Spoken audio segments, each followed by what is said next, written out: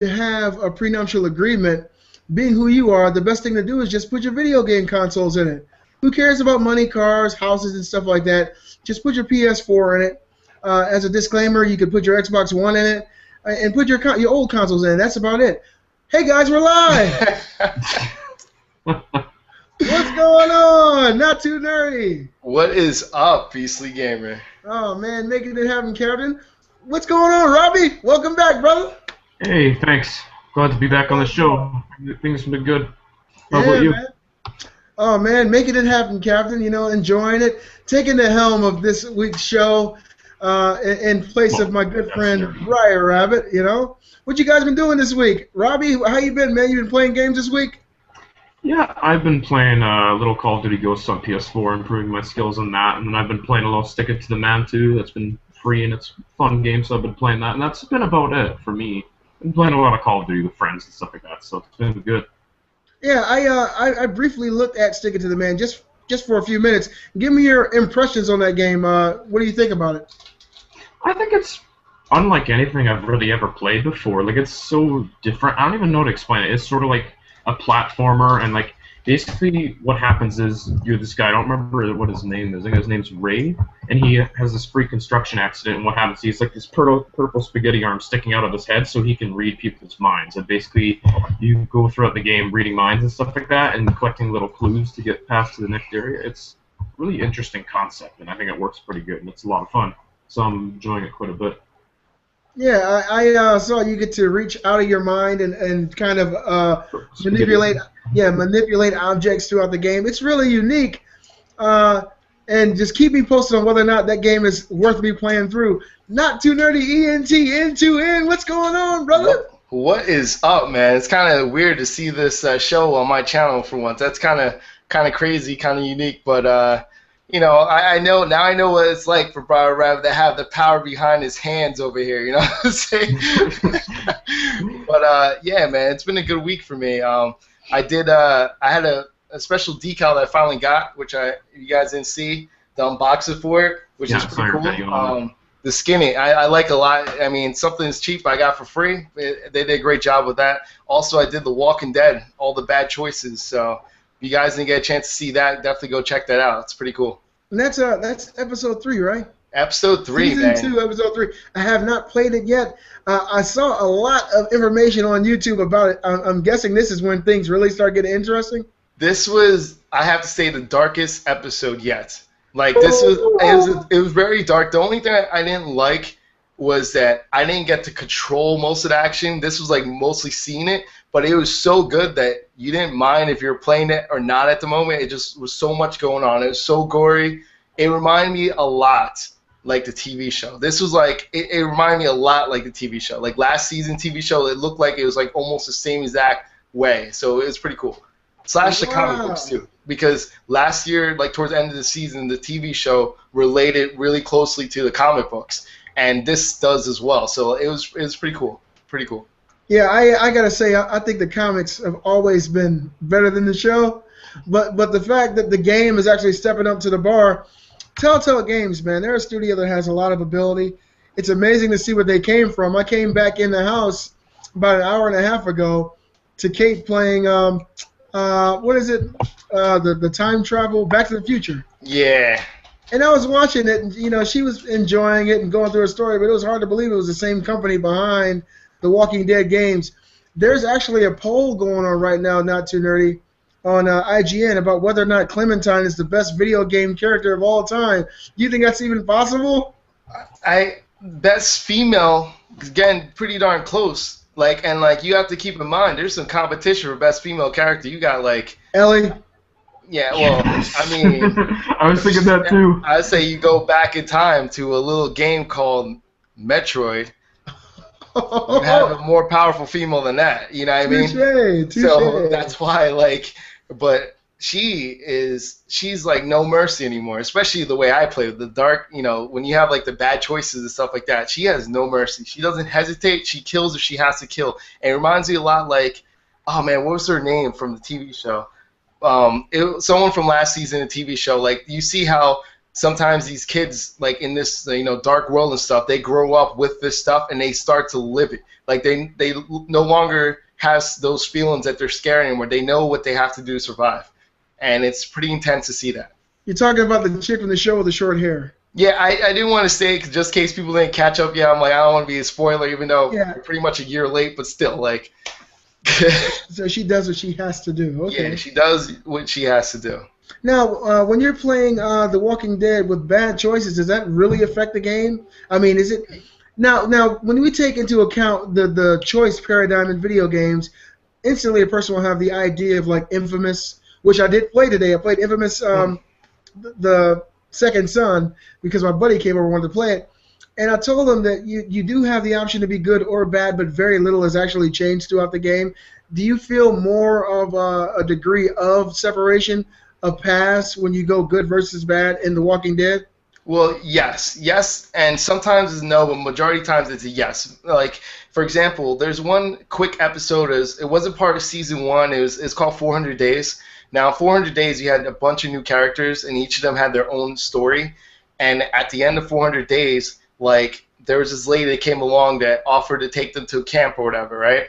And it depends on what you did throughout the whole story that they'll be on your side, they won't be on your side. I was able to do the bad choices and got a lot of them to come back with me to go with that lady. It turns out in this past episode, you meet those characters again, but they're not on the good side. They're on the bad side because they're sort of, not to spoil anything, but you meet them again. And because of what I did, in the beginning, I was able to get almost all of them back. You got to see them there. So if I didn't bring them back, they wouldn't have been in that position. See that? So it's pretty intense.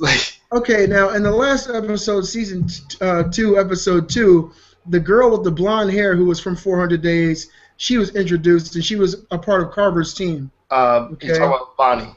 Bonnie, yeah. Bonnie, yes. Who was in love during 400 Days with the guy who was cheating on his wife. Yeah.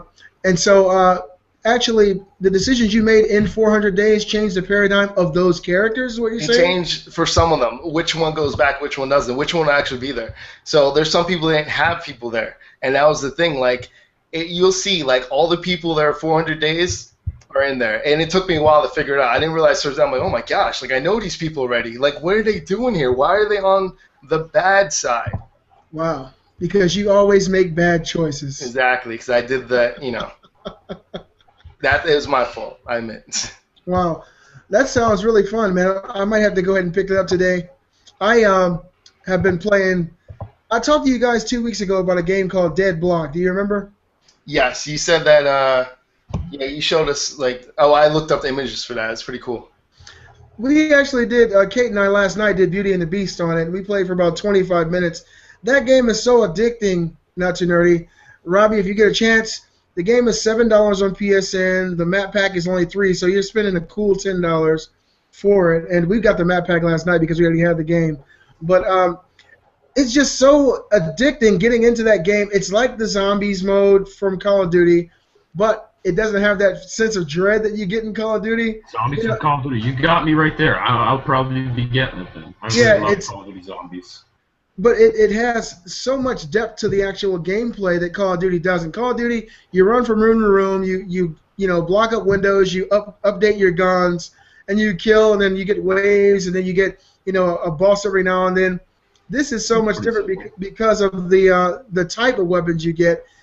You don't just block up doorways. You actually get things to put on the doorways. Mm-hmm. And there are 3 different characters. The character I choose, he normally gets ice. He's a construction worker, and he has something that he can put on the doors. As soon as a zombie walks through, they turn to ice. You just run over to him and hit him. They shatter into a clump of ice, and she gets bombs, and it was just really fun. So I've been playing a lot of that. I've been playing some Call of Duty, of course. I play that every week. Got into some, like I said, Infamous Second Son. I played some KOTOR yesterday. Knights of the Old Republic for my Xbox. Kate never had a chance to play that game, and so I wanted to get into it, show her what made the game so great on the Xbox, and she really got a chance to see how BioWare really started, because BioWare, when you look at them now, you think about Mass Effect, Shepard, you think of all these amazing cinematics, the way the story is told, the paradigm of how you can ask questions and answer them, and then seeing Knights of the Old Republic on Xbox, you see the inception of that, the genesis of that idea, and the way it worked was so well. And her eyes are just watching me play, going crazy. But I had a really good week playing games. Also had my anniversary on Saturday. Wait. Congratulations. There we go. Yeah. Even I can make a relationship work. So easy a caveman can do it. No, That's brisk, baby. Yeah, it's been Not fun. sponsored by Brisk. Continue. Well, it's better than Pornhub. Keeping relationships strong, 5 years at a time. Pornhub. No, we went and saw Godzilla. We went to Red Lobster. We went and hung out. We went and did some laser tag and some miniature golf. That's the kind of stuff. That's the kind of stuff we do, to have fun. And then she had some wine when we came home, and we played some Call of Duty and hung out. Got rid of all the kids. I'll tell you this now, guys. If you have children like I do, I got 4, and then when they all leave the house, you get paranoid. You're like, I don't hear anything. No screaming, yelling, fighting, crying. Nothing. What is this? It was. Quick question, though. Who won the miniature golf? I'm just saying. I want to know. Was the Beastly Gamer not really the Beastly Gamer? I'm just saying. I have a feeling that she won. Hey, man. I have a feeling she won. Just that gut feeling. The Beauty and the Beast segment hasn't even aired yet. How are you going to call me out on this? And I'm just saying, I have a feeling that she won. I'm just saying, though, that was the Beastly Gamer not so beastly? Get ready to be proven wrong. Not too ready. Just wait. Fifth. I plead the fifth. 1, 2, 3, 4. Yeah, she won. She won. They had 20 holes out there, but she's always been real good at miniature golf. She said because she's a miniature person, she's so low to the ground she can just look straight across, knock it right in. But yeah, she's always been her advantage. She's been the golfer of the family, and she won. She beats me at darts too. We got an authentic Budweiser dartboard.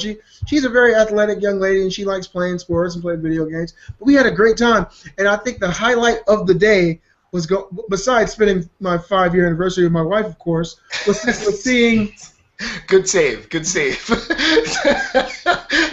Was seeing the Godzilla movie, man. Let me tell you this, man. Spoilers. I'm gonna spoil everything. I'll cut it off before Damn you it, get I'm taking your earbuds out. I don't even want to hear anything besides the name. That's it. I forgot. He does wield the power this week, guys. Okay, they're back in. I'll wait. On that note, I'll just say that the movie was phenomenal. It was very believable. The way that it was presented, it doesn't come across as a fantasy or unrealistic rendition of a possible outcome if something like this were to actually happen. And it was a great time, and the fight scenes were awesome. So if you guys got a couple extra bucks and a woman you've been with for 5 years, go see Godzilla in theaters now. Unfortunately, I'm single, so. Well, you got to see Spider-Man.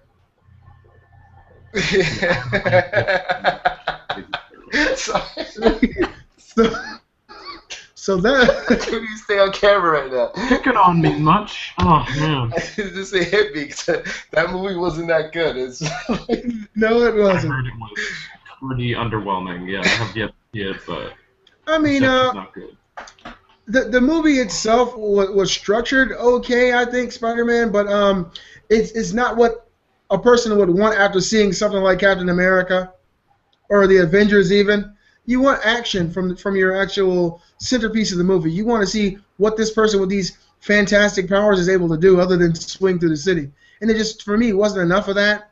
And, the action was it was very brief and toward the end of the movie. But I think they were just setting up for the Sinister Six. So that's what I think. But that was my week, guys.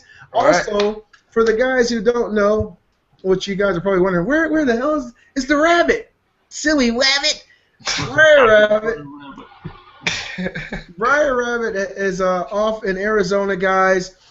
He just married Jan on Saturday the 16th on my anniversary. So, yes, I take all credit for that. Yes, but They're out having a ball, having a great time, and like I said on a video that I did actually, on behalf of myself and on behalf of the other guys, we're still here. Congratulations, and we can't wait to see you guys when you come back. We hope you're having a ball. Relax, enjoy your vacation. Have fun, you guys. Yeah. And I just want to say, Brother Rabbit, just want to let you know that I know this is a hard time when your manhood is passed on and it's no longer yours anymore. But what Americans like to call it's called marriage. I just wish you the best marriage possible, and hopefully one day you can learn to share your own manhood with your wife. Kind words, not too dirty. That's wonderful. There's my gold for you. That's for you, man. That's for you. I can see Briar Rabbit in the ether right now saying, thanks, I think. Slow clap. Well done. Well played. Oh my goodness. So, all right, I had a question for you, Beastly Gamer. Now, we're going to go around real quick. You know, Robbie will be next, but real quick for you. Now, the Xbox One, we're going to go to that topic first. The Xbox One is $399. The Xbox One also announced changes to the paywall. And also, what are your thoughts? Will this add 10% power to the Xbox One? So it's all up to you. So you can go in whatever order you want to go, but that's all directed to you. Spotlight on you. Go. No, the reason I don't think that this will actually have the effect that Microsoft is hoping, first of all, I'm questioning whether or not this is a smart idea in the first place, because you got a company that reminds me a lot of Barack Obama. Everything that they campaigned on at E3 last year was a lie. Everything. They doubled back on everything. Yeah, I mean, everything that they said they were going to do. Listen, people, this is the future. Relax. We're going to take you to the future of gaming. And then 6 months later, just forget all that, guys. We're going to do what Sony's doing. This shit ain't working. And pretty much that's what they said. Releasing a $400 Xbox One is a good idea because the next-gen console has to be competitive with its competitors. But removing the one thing that made it unique amongst, I mean, as far as a standout compared to the PS4 was the Kinect. The Kinect sensor did have better functionality than the PlayStation Eye. It does have better features than the PlayStation camera. And now that that's removed, I feel like the Xbox One is like a glorified 360 kind of, and they don't know which direction they want to take it in. And so it's like, if you don't believe in your own product, how is your consumer, your customer, supposed to believe in it if you're constantly changing and making, you know, amendments to everything you say is, you know, what your company and what the future of your game console stands for.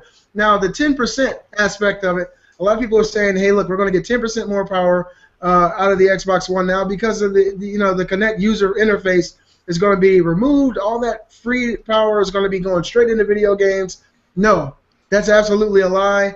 And the reason that it's not true is because if this Xbox that came out, Kinect Less, was incompatible with the Kinect, maybe. But the fact is, you could still buy this $400 Kinect. You can go out and buy you another camera and plug it in, and you'll have the same functionality as the Kinect right now. So it's not like this power is going to be removable, and then you could add it and subtract it whenever the camera is plugged in. So I don't think it's going to affect the power of the console at all. Personally, I'm just waiting to see whether I'm getting a lot of feedback, guys. I'm waiting to see if this is actually a smart idea. I know that they're probably going to end up selling more consoles. Me personally, I'm more apt to buy it now at $400 than $500. Sorry to interrupt you. You still getting feedback? No, not anymore. Oh, okay. I don't hear any feedback. Okay, continue. Sorry. Okay. Sorry to cut you off. Not a problem. Yeah, now there's no feedback. Wow, that was weird. I don't know whether or not this is going to be a smart move in the long run, but I know they had to do something because Sony was running away with the prize. I mean, Sony was running wild, just destroying them in the sales department. And so, this is what the consumers wanted. People wanted a Kinect-free Xbox One, not a discless Xbox One. And so we'll just have to sit and wait and see if whether or not this will bring them into, a closer margin of sales so they can really go head-to-head. But personally, I don't think this Kinect-less Xbox One is going to be more powerful at all. I think it's just going to be a lower price Xbox One that you buy the Kinect separately with. Okay. That's fair enough. Fair enough. Robbie, so what do you think about this whole thing? So about the price being $399. First of all, I just want to express it's $399 without the Kinect. Sorry, I didn't clarify that before, but it's $399 without the Kinect. And how do you feel about this, Robbie? First thing I have to say is about the power reserve, the thing that Kinect takes up 10% of the Xbox One's horsepower. If that's true, I hate the fact they went with Kinect, because if the Kinect is taking away the power of the system, that's stupid. They should have never bundled that shit in. That pisses me off, to be honest, that they basically dwindle the power of the system just to reserve that 10% of that power just for this stupid peripheral I couldn't give less of a shit about. So I'm glad they're getting out of the box. If that means more power in the system, that's awesome. I'm really happy they're doing that, and that's great. Now, with this Kinectless Xbox One bundle, I think the sales will probably jump up a lot. Like, I think I said myself to Beast, like, I'm going to buy an Xbox One now. There's no Kinect bundled in. I really wanted to get one, but I was like, screw this Kinect. I don't want this. Like, you want me to just use the voice commands? Like, pay $100 for this little camera that I'm just going to use for, like, Xbox on and stuff like that. No way. I'm not doing that. So the fact that Microsoft did such a bold move, like pushing back from everything they went on, like we're going to have always online, DRM, you're not going to be able to download games unless you're connected. They reversed that, and the fact they reversed this whole connecting to is great. Like, Microsoft has balls, no matter what you want to say. They got balls for doing all this. Like, they really went back on everything they said. They said they never remove Kinect. It's a part of our vision. We are never going to take this out of the console. It's good stuff. And then they kept it in, so... Or they took it out, I mean, sorry. So this all around is a really great move for them, and I think Microsoft has the balls to do what's right, and they're really making big pushes towards making the Xbox One a more profitable system. That's a good answer. I like the answer. That was a lot. I went on there. Yeah. No, it's fine. That was great. I just I want have a lot to say about that. I've been thinking about it quite a bit, so... I want to start off by saying that they didn't choose to do it. They're forced to do it because they know their sales suck right now. And there's no way in heck that, forget about the PS4 lead-in, that's fine. But not PS4 lead-in in the US. Nah, Bill Gates, all those people, Microsoft don't want to hear it. No one beating anyone in the US. You can't beat Microsoft in the US. It's not going to happen. They're not going to let that happen. That's why they had to make a move. That's number one. Number two, now we're looking at the price $399, right? The $399 price, if you think about it, is very competitive, but then the factor of it being not as strong as a PlayStation 4, that's a new thing. So what do you do as a company? You say, well, if you were the same price as your competitor, and that person has better graphics than you do, what are you going to do? Oh, I'm going to make a special announcement stating that, hey, we're going to get 10% increase. So now you're hearing, okay, it's cheaper, it's the same price as the PlayStation 4, and now it's going to get a power increase. I'm going to go out and buy one. No, that's not how it works, because you got to keep in mind, when it's 10% cheaper, right, or 10% less powerful with the Kinect, right, what you're saying is it's not that you're going to get 10% increase. There's only so much your graphics can handle. The hardware you have built inside of it has a max to it. When you're talking about 10% less, you're talking about 10% less of what you should have had with it. It was built with less parts, lower parts than the PlayStation 4 to begin with. So even if you get that 10% back, you're going to be at a disadvantage compared to the PS4 because it has a better GPU. Case closed. Doesn't matter what software you have. The only thing you could count on is that when you improve your software, Sony is going to not improve theirs so that you could catch up to it. But if Sony improves their software and speed up their speeds, how are you going to catch up to something that has a better hardware? I just don't understand it. That's like you saying that I'm going to go out today and my Honda Prelude, which I have a Honda Prelude, is going to beat a Ferrari. Hey, you can plug it up and get an update. Yeah, I could seriously upgrade it. I could put parts in it to try to speed up, to be as fast as the Ferrari. I probably can. You get a 10% power increase. But like when the Ferrari, I'm hoping that the Ferrari doesn't do anything. What if the Ferrari gets upgraded? Then what do I do? The only way you'd be able to beat a Ferrari is if it doesn't start up. Damn it! I'm trying to make an example. It's a bad example, but I make an example. It's like a symphonic VHS player saying that they're going to get more power to compete with a DVD or Blu-ray player. Cable Box 720p. I know the power differential is not that vast, but basically you can't say that we're going to give you an update that's going to change the hardware specs of your system. That's not going to happen. Updates will be able to optimize the hardware that's already on your system, but it will not be able to change the hardware that is in your system. You're not going to be able to change the GPU. You're not going to be able to change the DDR3 RAM to DDR5 RAM. That's something that's just not going to happen. So I think it's a fallacy, and of course it's spin. A lot of people out in the world don't know what hardware specs really are and whether or not you can really change them with updates. See, the thing is this, will it help the Xbox One? Absolutely. It's going to make it a little bit better, without a doubt. I'm buying this. What was that? It's already going to work. I said I'm buying the console now, so it's got to be working. Probably other people are going too. So. But you're buying it because of what, though? Because there's no connector. It's $100 cheaper. Yeah, but are you buying it because there's no connector, or you're buying it because you want to do what?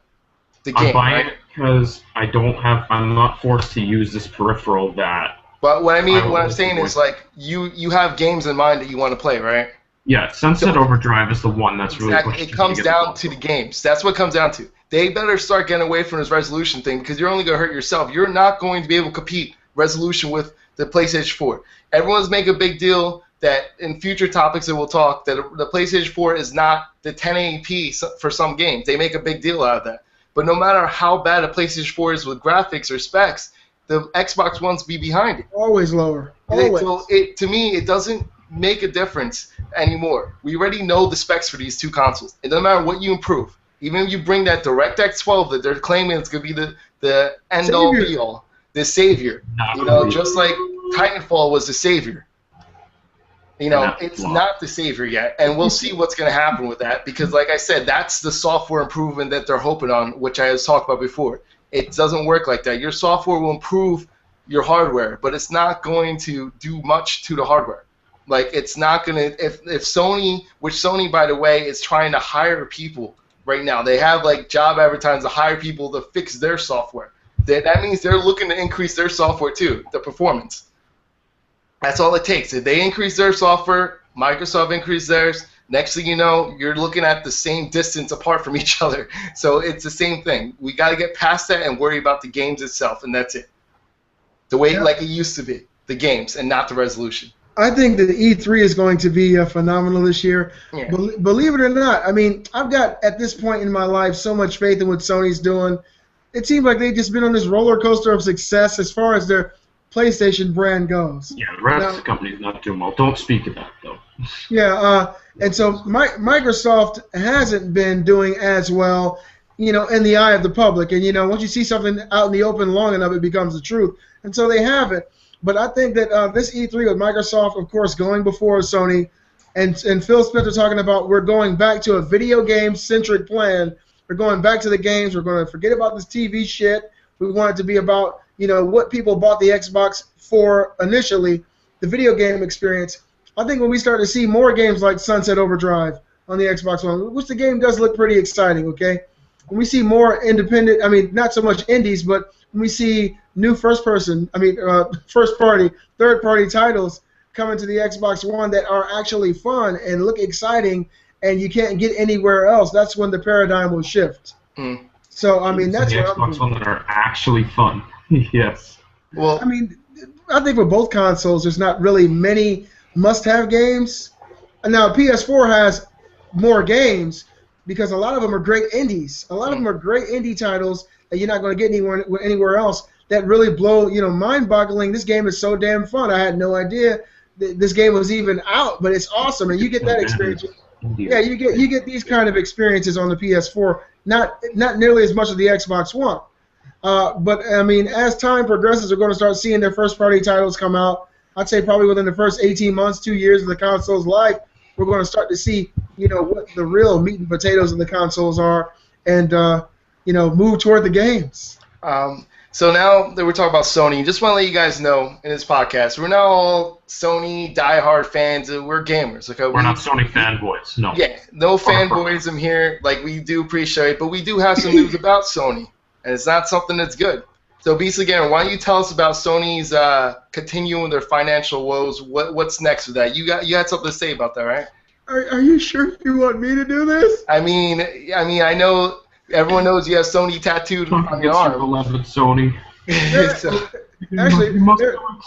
There actually is a guy who works at my GameStop right here, and he has a Sony tattoo on his arm. Yeah, he's a video game developer guy. I don't know the guy's name, but he makes video games, and he's hardcore into it. Sony guys, they just come out and announced their losses for the fiscal year ending in March 2014, and they've announced $1.27 billion in loss. That's $1.27 billion. that's with a B, guys. It's hardcore losses, and we wanted to explain to you guys what these losses are stemming from, because when people hear this, they're like, "Oh, Microsoft's going to fucking kill them. They lost all this money. They suck." Now, from my perspective, this is what I got to say about Sony. Sony is a jack of all trades, but an ace of none. The only thing they're really acing right now is their PlayStation brand. PlayStation's doing phenomenal. We all know this. And this is like the number one thing that's bringing money back into the company. It's what's keeping them alive. Yeah. Yeah, they had to sell off, major corporate buildings. They've had to sell off. Well, not too nerdy. I'll let you talk about some of the things that they sold off, and give me your thoughts on why they sold these things. All right. Well, let's start off with the things. The division of Bio. They're not officially, from what I heard, they didn't officially sell it yet. They had some buyers. They didn't officially sell it yet. That's why they had to go with the loss. Okay. You're playing. You need to get rid of the computer. They're not the only ones that's losing money. I just want to throw it out for you guys. Computers are not making money anymore. Dell reported a loss. HP, people that are big in computers that you think will make money, they're losing money. No one's making money on PCs anymore because they're built to last now. No one buys computers all the time, and people are moving to tablets and other devices. Exactly. Everyone's moving to tablets, mobile devices. No one's buying PCs like they used to. The only division that are pretty much making money are the ones that are like gaming, like computers and stuff like that for gaming. Those are the ones making money because they build your computers, stuff like that, and they give you a customized computer. Besides that, no one's truly making money on PC. So that's why Sony realizes they're gone. TV's the same thing. People are buying TVs, cheaper brands, Vizio, Samsung, and Sony's doing horrible with the TVs. And on top of it, they have to front money for the new 4K lineup that they have, which who knows if people are going to buy it or not. Because some of them are expensive, some of them are reasonable. Some are like, I think it starts at between $4,000 to like $25,000. The $25,000, I don't know who the heck's going to buy that. What?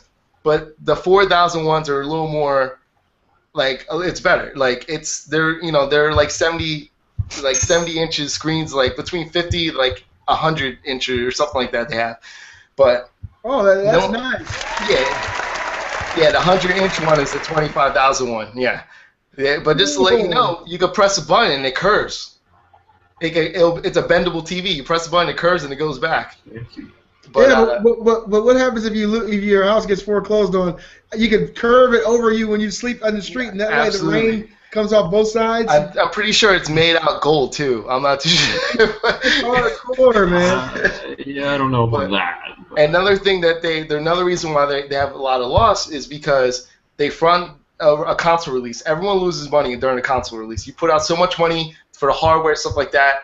They just got lucky because they got the money back because the PS4 did so well.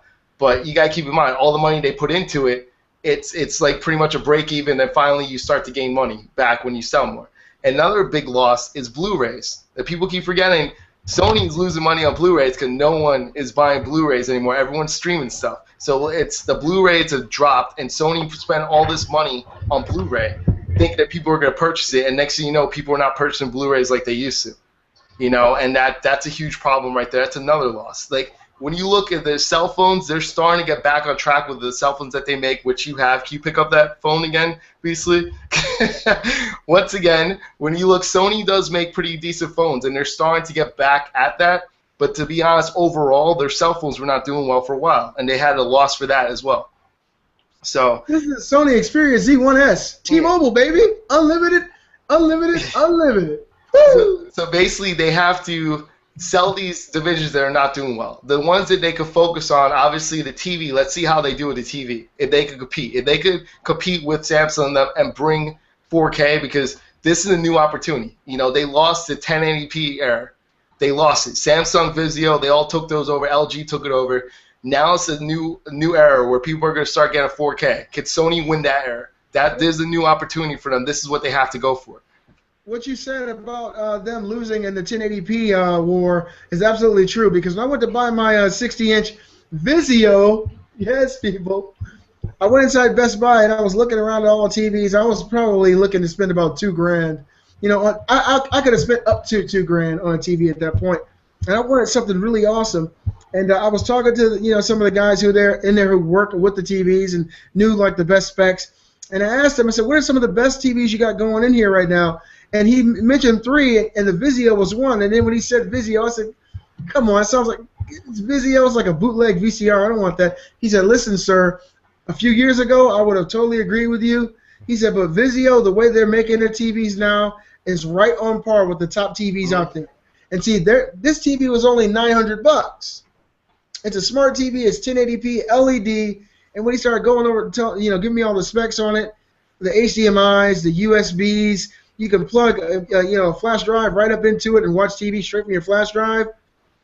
I was like, oh God, seriously? I watched the reviews on it, and they were like, for the price, you're not going to get a better TV. It compares and competes with most really big high-end TVs in the same size, and Sony's TVs in the same price range would have been $500-$600 more. The reason why is this though. Like, I have a Sony Bravia and I also have a Samsung, right? Now let me tell you, the Bravia is still no problems. I had it for that one for about six years now, no problems. The Samsung is my newer one. I only had for almost 2 years. Do you realize that the panels burned out in one spot? Luckily, it was on a warranty that I had. They came and replaced it. That would have cost me $900 to replace the panels that they had to take out, and they replaced it. It would have cost me that much money for that. So, yeah. My daughter has a Bravia in her room. Yeah, and like the Bravia, not once did I have to do it. This is my problem with Sony. Sony, unfortunately, Sony. What are you doing here? Not too nerdy. Jeez. Sorry about that. I muted you for a second. You're back. You're back. We were just hearing a lot of background music. Oh, I think I was my computer a little bit. Sorry about that. Yeah, it's okay. That's why if I mute you, I'm not. I just mute for a second. That's all. I'm a little tired of sitting in the same position. So that's good. That's funny. Sorry, but the Bravia, the problem with Sony is that they build the stuff to last, and they're putting expensive parts in these TVs, and they don't realize their competitors are not putting those parts in. Those competitors are giving you TVs that won't last you as long as the Bravia, because they know that people are going to come back and buy another one. And people don't care. People would rather have some quality for 5 years and then buy a new one than have something that's going to last them forever and be expensive. They'll rather buy 3 of the cheaper ones than buy one that's expensive. That's usually the way it is now. It used to be the other way around, where you buy the most expensive thing to last. They don't do it anymore. Floor model TV, baby. I had this thing since 1972. Dude, no one does that. People would rather buy 10 Vizio TVs. To each of them lasted 1 year if they had to, which it doesn't last 1 year. But I'm just saying they'll rather do that, and they'll still be under the price of one TV of Sony. You get it? So that's what Sony. That's a big thing Sony's losing money on. Now I don't know if I should take this as a warning or is this like the movie Fallen? Do you know that my Vizio is only going to last for 2 or 3 years? I'm kind of scared now. No, the Vizios now are getting better, but I'm saying like it's just that Sony overall, the quality parts that they put in it will last you longer. But the problem is you're paying for that. But the one thing about that is that technology is changing so rapidly now. Do you want a TV that's going to last you for 15 years when in 8 years you might have a completely different resolution set? Yeah. Like within the next 10 years, everybody, I think 10 to 15 years, everybody will be on 4K, okay? That's what I'm thinking. Maybe 10 to 15 years, this 1080p will be, kind of like the big TVs of now. It'll be something old and dated. But if you have a TV that's going to last for 15 years, you might not be able to jump on board when that new technology changes, or you might want to and not want to get rid of your investment or do something with it when the technology is changing so rapidly. So I'm thinking maybe a TV that lasts 7 or 8 years might be a good idea. Yeah, and that's the thing. Like it's up in there. It's like when people see the price. That's another reason why, like who knows? This whole thing, going back to the subject before that, the Xbox One, this price, when someone sees $399, they sort of forget about the quality of what you're buying, and they just start caring about the price. Which one's at the price that it is, and that's what I'm going to get. You know what I mean? That's just the way it is, because sometimes you can't afford more. You know, so you go with what you could get now. And if you want to upgrade later, you upgrade later when you have the money. And that's the thing. Sony doesn't realize people do not have money like they used to, where they could just throw it away because they don't know what tomorrow's going to bring. They don't know what they have to spend money on. So that's why they'll rather spend something on something that's cheaper, but it has good ratings and good quality. You know, no, there's nothing wrong with Samsung or Vizio. Like, they're always one of the top mentions. Samsung has the best color. Vizio is the best overall in price, everything. Vizio is number one in price and everything. Samsung is good with price, but it has the best picture right now. So, like, those are dominating the TV market for that reason. So, like, what are you going to go with? If you're a new person, what are you going to go with? You're going to go with the one that's cheaper that gives me the same quality as everything else. Why would I expend more money when I don't need more money? Because I don't know what tomorrow's going to bring. And I think that's why it's like that. So you're basically saying pick a PS4 even though the Xbox One had a price tag. I did not see that. They're both the same price, and one has better. We'll just say that for now, okay? I'm just messing around. You told me during the pre-show you do have an Xbox One. Yes, I didn't know this. Yes, I thought you. I said it in the beginning. Like, I don't have. Yeah, we thought you were a Sony fanboy, you know? Yeah. He said I was a Sony fanboy. No, but I played the Xbox One. I did Dead Rising 3. You know, I did Rise for 4 hours, and I was pissed off, and I beat it in like 6 hours, and I didn't like Rise at all. I really hated Rise. Dead Rising 3 I liked. I just didn't. I felt like the only way I knew that it felt like an Xbox One game is because of the amount of zombies at one level. Like, the amount of zombies on the map is how you knew, okay, this has to be next gen. Besides that, if I were to look at the picture alone, I would not think that's next gen. The graphics sucked on that. Everything looked horrible on it, but at the same time, there's a lot of zombies on screen. But they also have frame rate issues. But overall, it's horrible frame rate issues, man. It wasn't even at 30 frames per second sometimes. Like, it stuttered. But my point is, the game itself was fun. So the fun factor canceled all that out for me, because I love Dead Rising, you know. So, like, playing that was fun. But besides that, I didn't even use Spanish 911 on Xbox One yet. Like, I can't wait for the achievement. When I finally do it, like, it should give me an achievement. Because the first time I'm on Xbox One, and it technically is a day one Xbox One, so I should get some sort of achievement when I first log in. So we'll see what's there in the future. Wow. So, I mean, you didn't play, any of the other games, Forza? You just played those? I'm not really a car fan like that, Forza. And at the time, like, I got Gran Turismo 6.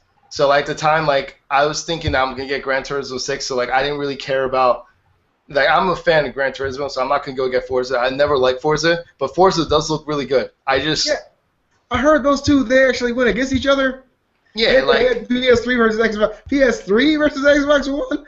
Really? Yeah, well, I mean, technically PS4, because the remastered version of the GT is supposed to be coming to PS4, supposedly.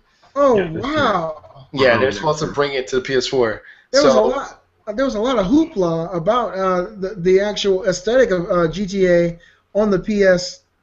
You mean Gran Turismo? Gran Turismo, sorry. Not Gran Turismo. GTA. Gran Turismo on the PS3 and how it could graphically stack up next to Forza for the Xbox One. Were they kind of close in comparison, you think? I think the gameplay, yes. The sound, no. Forza had way better sound. Like, I did get a chance to play it. I didn't own it, though. I did not own it. I didn't play the whole game, but I played a demo version of it. And the sound for Forza is right on. The picture looks good. The sound's right on. But the picture for the Gran Turismo actually looks good. Like, I like the quality of the graphics and everything for Gran Turismo 6 on a PlayStation 3 looks really good. The sound, though. I don't like the sound. Sound has, like, a weird noise. Those cars sound strange, yeah. So I'm kind of interested to see if they bring out the PlayStation 4. Are they going to improve the sound or not? Wow. But the reason why I think it's better for them, they have more tracks, more cars to select, and they're older. It's last gen, and, like, they had more cars and tracks. And then you're looking at, you know, everyone was upset with the Forza and all their microtransaction, all that stuff, the way the microtransactions work. But, I mean, to me, it doesn't really matter about the microtransactions because if I don't want it, I'm not gonna pay for it. I could care less. You could tell me something costs $1,000. I'm like, if I don't want it, I really could care less. So that I don't care about microtransactions. So, but the game itself, GT6 was pretty good, I thought. So. Wow. I haven't played Gran Turismo since I think Gran Turismo, the one that came out with the PS3, the one when the Prologue? PS3 first, huh? Gran Turismo 5 Prologue. That was the first one on the PS3, I believe. I don't know if that was the one. Are you sure it wasn't GTA 4? Wait, for which one? For what? The PS3? For the PS3. Yeah, that was. It's Gran Turismo 5 supposed to be Prologue. the prologue. I'm pretty sure. Oh, actually, see, I'm not a racing fan, guy, so I might be talking about PS2. I just can't remember, but I personally I stick with kart racing. I like Mario Kart. I like games like that. You know, Little Big Planet kart racing. Mm. You know, those to me offer a little bit more than just kind of like a simulation. I like the look of the simulations. I think Forza 5 looks just ridiculous as far as the cars and the tracks. Outside of it, it gets a little bit wish-washy. You look outside at the audience and the trees and stuff, you can tell that they're pushing back and using all the real power of the system for the cars and stuff. But I think it looks good, but personally, I'd rather go sit on the expressway and look at cars go by if I want a simulator, you know? Yeah, the simulators are cool. I mean, there's some games that sometimes simulators are fun, but some of them are too realistic. I feel like if I'm going to go that realistic, I might as well play that on my gaming PC because I feel like I want to go all out because I have more than one screen. So like, if I really want to be sitting down in the cockpit, I could do that with the split screens, 3 screens. Got three different like computer screens, so I could split it so then I actually feel like I'm in the cockpit of the car. You know what I mean? If I really want to go all out. But other than that, like the graphics for me doesn't matter as much for the car racing games because I think they all look good. They all claim to be the best, and then the next one comes out looks even clearer than the one before. So I think it's easiest to get the highest resolution and frame rates in a racing game, car racing game. So now, keeping with the subject of simulations, your MLB The Show 15. Yes. That is a simulation, but those simulations I actually really like. Now, you were saying last week that it might be a little too realistic. Have you gotten any chance to play online since then? I did play online. By the way, the online works. I take it back. I was playing online with people that I decided to play online with on my friends list. That worked perfectly. So I'm assuming that maybe it was someone that might have had a bad server, bad internet. I don't know what the connection was. I don't even know who was hosting. He might have been hosting. So at the same time, like it could have been him that it screwed up. So I got to take that back. I gave it a bad review for the online play. It actually worked when I played like 4 different games with 4 different people. So, and it worked all 4 times. But that was when we went together in a party chat and did it. So I know that works perfectly so far. So I know the movements and stuff like that. It's good. I think they have to work on more of a. I don't know. I guess they look too stiff when they throw and stuff like that. That's just something nitpicking over here. I'm just nitpicking on the animations. I think that by next year that's something they could work on. But like they focus on graphics hardcore on this. You can tell they upright like the resolution, everything. The graphics for the game is really high. So I think that's what they focus on, and they sort of lost the actual movement of the players. Because you see, like, they do all the players' actual moves. They just look a little more stiff doing the moves. That's all. So they focused on the appearance of the characters and not so much the motion capture? Yeah, well, they did it. I just think that the characters look too stiff doing the motion because the characters still do, like, for example, you know how every baseball player, when they're about to go up to bat, they have their routines that they do? They have, like, all of them right on. For individual players that, like, take forever to swing a bat, like their rhythm that they do, their little routine, they do the same exact thing. They do the same batting stance. They do everything that they'll normally do. They just seem a little more stiffer when they do it. So I feel like if they make them more flexible and make them look more realistic moving, that's something they can improve. But once again, I'm nitpicking there because people really don't focus on that. But if you really want to detail it better, then you have to nitpick. You know, I want this to improve and I want that to improve. Well, I think we're going to be approaching one day, probably, hopefully within our lifetime, of photorealistic video game graphics, right? Mm-hmm. And so we can't be far away at this point. When things start to look so good, all you can do is nitpick the one little minute things that might be off. So I feel exactly where you're coming from. I know that, hey, look, this game looks phenomenal. Everybody knows this game looks great.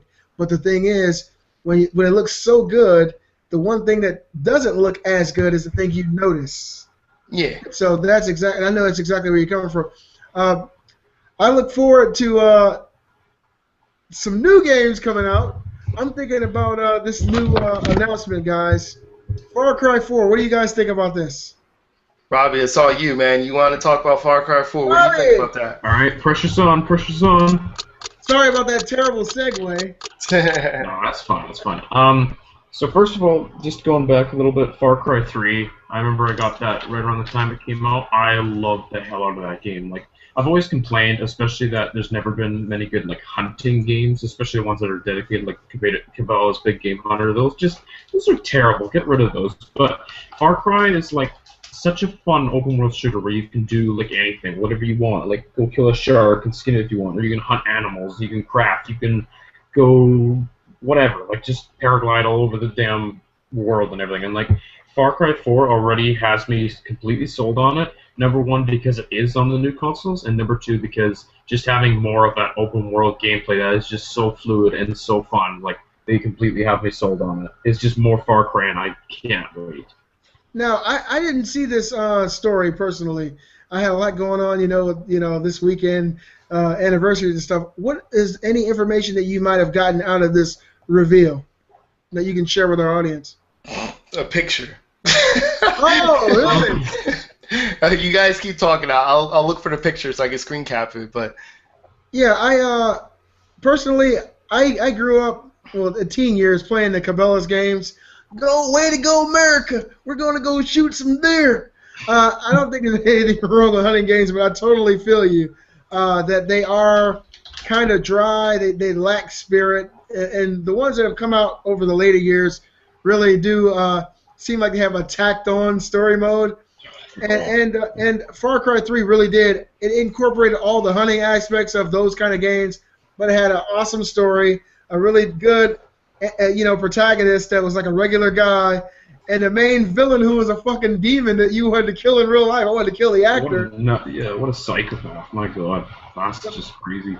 But that's the thing. When you can create a world and characters that are that believable and you become emotionally invested in something, you feel it, When I played that game and I saw what was going on and saw my buddies being killed, this guy just going crazy, and then when you finally see the world that's actually just a beautiful tropical location and animals and cougars and stuff running around and all the stuff you could do. I was mind blown. For me, this is such a different take on what they had done with the previous Far Cry games, and I'm super stoked to see what they do with it in the future. It looks like we got it. Now, not to go into a little bit of talking so the guys can see this image. Guys, this is the image. Right. If you see right here, it should automatically lock on the image anyway. I think it's mainly on the image. Anyway.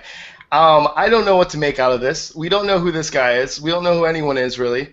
I can tell you he looks fabulous. That's the camera. But besides that, there's really not too much you can say. They said it's going to be taking place around the Himalayas or something like that. And it's a made-up place, so I forgot what it's called. Yeah, and that's a made-up place. It's not a real place, but it is around the Himalayas, and that's all we know.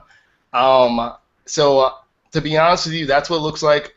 I personally am I'm curious about this. To be honest with you, it looks like this guy's a little curious too. Looks like he might have been in the Prince's Revolution or something. Yeah, I have no idea what's going on, but to be honest with you, you want to know my real opinion about this game? I just want to know when's Far Cry 4 Blood Dragon 2 coming out. I want to see Blood Dragon. Yes! I don't really care about the Far Cry 3s. I mean, Far Cry 3 is fun, but when they had Blood Dragon come out, I was like, Far Cry 3, who the heck cares? But this was so much better.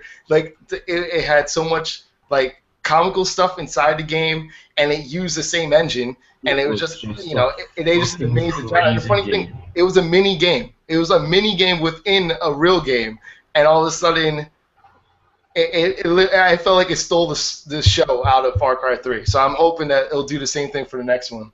I never played that game, not to nerdy. I saw tons of reviews on it. Everybody was like, "This game is the shit." It's not just that; it poked fun of different games within the game. like different stereotypes, like things from the 80s, like different things will poke fun of. You know what I mean? And throughout the whole game, it was just funny. It was fun, and it's futuristic style. It just looked cool. You know, it just was a fun game that you just either were laughing or you're just like, wow, that's cool, the effects and all that stuff. Like, it was just a fun game. So you should definitely play that if you didn't get a chance. I'm sure it's really cheap by now. Yeah. I could probably afford it. Who knows? So awesome. So Wow. crazy and out there. Well, I mean, I'm really excited for, and this goes across the board for any games. Any games that have come out on the previous generation consoles that they decide, hey, look, we're making the next one on the current systems only. I want something just for the PS4, the Xbox One, the PC. It's making, the people who really want those games buy the new console and move us forward, because when we have a huge install base of next generation consoles, these people can actually focus on the power of that console alone without thinking, well, the PS3 might not be able to do this, so let's just not do it. We don't want to make it too great on the PS4 and the Xbox One, because if we add all these extra effects and then we put it on the PS3, people are going to feel duped. So it inherently makes a developer not push. They won't push as far as they can, push as hard as they can to make a game an awesome experience for the next-gen console. So for me, it's like whenever they're making a game only for the next-gen, I think we have a better shot of seeing something awesome rather than, hey, look, we're going to make it for everything and port it over here and port it there. So that excites me. Well, I have a question for you, Beasley. Since you talked about that you want to see games that are focusing on the next gen only. Well, what about games like Halo, for example, that's going to rehash or remaster games from the past? Sort of like what The Last of Us is doing, what Tomb Raider did. Like, how do you feel about this? About the new Halo game? Like Halo 5 Guardians? Not that one. Yeah, you could talk about that as well. The Master Chief Collection. Yes. I think it's a great idea. Now, don't get me wrong here. There are great games on last-gen consoles, and even back to the Nintendo. They're great games. If you don't touch the actual gameplay of them and port them up and make them better than they were, there's absolutely nothing wrong with that. It's the best of both worlds. The game has already been proven to be an awesome experience. If you make it better by giving it a fresh coat of paint, maybe higher resolution, better frame rate, that's a win-win for everybody.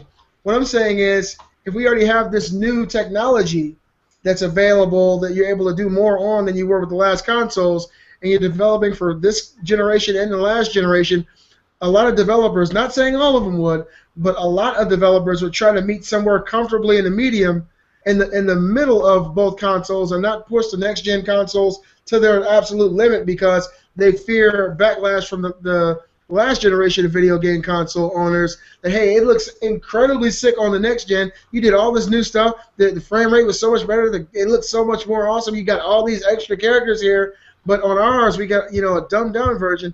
I think a lot of developers are going to try to meet somewhere in the middle. But when it comes to porting up a game, do that shit as long as you want to. I think porting up great games is always going to be fun. I mean, imagine if they just started porting up, instead of having backwards capabilities, what if they just start porting up all their top sellers? What if they just start porting up some of the greatest games that come out on the last gen consoles and maybe giving you a discount whether or not you owned it before? I think that would win for everybody. Now, just to clarify, I'm gonna explain what this says. According to GameSpot, it says that it should be, it's rumor, it's still rumor, it's not completely confirmed yet, but it says to be Halo 1 through Halo 4 are coming to Microsoft's latest console with the Master Chief Edition. Now, they're saying that it's going to, they're not going to know the frame rate yet or resolution, how high they're going to bring up the HD resolution. 1080p 60 FPS. These are old games. Come but on. it's still HD. You don't know how they're going to do unconfirmed. Yeah, so it's undetermined right now, and it's unlikely to include stories like Halo Reach and Halo ODST. So it's most likely not going to include those. And the way that they said that their goal is to to refresh audience memories. That's in quotations. So by them saying that, that's why I kind of feel that it's going to be campaign mode only. So if it's campaign mode only, then you're not going to see the online, because that's something I would want. Like I already said, if you gave me Halo 2 and I could play online against everyone, then I'll do it. But the fact that it might not be there is something that, to me, it's not something I'm good. Like I'm not good with that. Well, when you think about it, okay, when these games came out on the Xbox, the original Xbox was that was DVD format, correct? Yeah, the Xbox. So you're looking at 4.7 gigabytes of storage for each game. Now Blu-rays hold upwards of 40 gigabytes, right? And, It depends. They have it depends how many layers. Each layer adds more. So you can have like a 2-layer that goes up to 75 gigabytes, and I think that's how it is. Yeah. So I think it's 50 or something gigabytes. It's possible that they could port all these games over. I mean, just even if they ported them over, and with all the graphical up-resing and things they do as far as frames per second and resolution, you might be looking at 8 gigabytes per game. So that's 32, and they might use 15 to incorporate an online feature. I would hope. I mean, Halo isn't Halo without online functionality. It really isn't. I mean, the thing is, they said refresh story though. Like to me, if that's what it's refresh story, that right there tells me that's why they're gonna do it. So you get to play the campaign mode, so you understand where Halo 5 starts. I honestly hope that's not the case, because can you imagine that game would be the biggest game? Period. I mean, if you think about how many servers could they have though, because you're gonna have a server for each Halo 1, Halo 2, Halo 3. That's gonna be complicated. So I understand why it'd be complicated, but can they at least just do Halo 2? That's all I'm saying. Yeah, it's like they're saying that. People are saying Halo 1 and people are saying Halo 3. There are people who like them all. Me personally, I think Halo 2 was the best. Well, those three. Forget those other people. Just Halo 2. Them. They don't matter. And a little disclaimer: we don't give a damn about Halo ODST. Yeah. Reach is pretty good though. Yeah. I mean. Then Breyer would have hopped in and said, "What's his favorite Halo game?" He always talks about Assault. What is it? I don't know. I thought he said Halo. I thought he said 3 was his best. I might be wrong. I forgot which one it was. Yeah, he talked about. So too. I'm not sure. He loves Halo. I mean, I know. Are you gonna find the video? No, I'm not gonna look up the video right now. And I think he always talks about Halo, Spartan, Assault. Which one is that? Man, that was the downloadable one that just came out like a couple months ago. No, maybe he didn't say that. I don't know. He said something, but I know that's not it. Whatever. He likes one of them. I don't remember. Sorry, Brian. You'll watch this later. I can picture him like either watching this now or watching later, like screaming, "No, I like this. I like this game." Well, let's just say that his favorite shooter of all time is give me a really terrible one. Well, staying with this subject, Halo 5. So that's the whole purpose of this. It's going to lead into Halo 5, which is officially not going to be here till 2015. So they already announced it's not going to be. That's another one. Yeah, it's not going to be till when? Is it the summer 2015? What is it again? Or I think it's just 2015 right now. We don't know exactly when. But no, I think they actually. You guys talk about that. I think they actually announced when it's delayed, or when it's not. It's not delayed, but can they never announce the release date? Well, I didn't think they said 2014 at E3 last year. They were saying it would come out this year, but now it's pushed back. Yeah, it's pushed all the way down to fall 2015. Oh, it fell all the way back to fall. Well, I don't think it fell technically because technically they didn't say the exact date. They just put the screen thing, but we assumed it was going to be 2014. Now, on the cover of this, the art that was released with this reveal, there appears to be a female protagonist. Yeah, they debunked that right away. They already announced it, said it's not a female. That's the first thing they said because everyone kept saying it's. I like boobies. I miss the boobies. Yeah. Well, that's a very shapely guy there. Yeah. Hey, you got 2 cannons in your shirt, or are you happy to see me? I'm happy to see you, motherfucker. Because people kept saying, "What's her name?" Was it? Cortana? Yeah, they kept saying, people were like, "Is it Cortana? Is it Cortana?" So like he finally came out, like they came out and officially said in a statement that it's not a female and it's a character that you never seen before. Oh wow! So they already came out and like officially said that right after. They didn't even give people a day to speculate that they saw that and they're like, "Oh boy, we're gonna have to say something." But I'll tell you one thing: if it's a man, that man has a female body. I'll tell you that right now. It might be the main villain from Far Cry 4. They might have gave him a So that person has. I mean, you might not be a female, but you got a female costume on. Just that's hardcore. Yeah. Well, I mean, I'm excited about this. I didn't think they would be showing this game. I didn't think it would come out in 2014. I thought they were going to show it at E3 this year because of all the public outcry. I mean, it's a bittersweet feeling when you hear them constantly talking about Steven Spielberg, the Halo show that's coming to the Xbox One. I mean, this information is okay for people who want to watch TV, but the true heart and soul of the Xbox is the people who play the games. And so when you hear about the TV Halo show and all this stuff, okay, that's fine, but we really want to see the game. And so I was expecting, and I'm still thinking that more than likely we'll see something at E3 related to this game. I don't know if they're going to, put something out just to appease the gamers, maybe show a quick render or a cutscene, but honestly, I didn't think they were going to release anything in 2014 because they have not shown anything until this point. And we got E3 coming next month. So, I figured it'd be really late if they did, but 2014 sounds more reasonable. But now that that's a known thing, what else does Xbox have? Well, the thing I need to tell you too before you change that real quick, the TV show that you're talking about, by the way, it's rumored that if Showtime, that's who they're partnering with, is going to get the show before you get it on the Xbox. So now that's rumor has that's what's going to happen. Because before it was supposed to be a big thing. You get the Xbox, you get to see it live and all. You get to see it. You would think that they'll reward the people that have the Xbox first, but it looks like according to the deal, more than likely it's going to be Showtime's going to get before that because they want to hype up the game. So that sucks. What incentive does the person have? Like, why are you not rewarding the true fans that actually watch Halo? And you're trying to introduce it to a whole bunch of new people first. Why? Like, what do they care if it's a week late? Or you know what I mean? They don't know about it yet. They don't know about the series. So why do they care if it's a week late? Why wouldn't you put it on the Xbox One? You know what I mean? Because that's how Microsoft operates. Well, because they want a little money agreement with Showtime. So you know what? I remember it. I'm getting these press conferences wrong. Was somebody on the stage at E3 last year saying, yes, we can? My fellow Americans, yes, we can. Xbox One, yes, we can. I remember these lies, and everything they say is a damn lie. I just tell the truth sometimes. Well, it was either Sony or Microsoft, because I know Nintendo was on stage last year.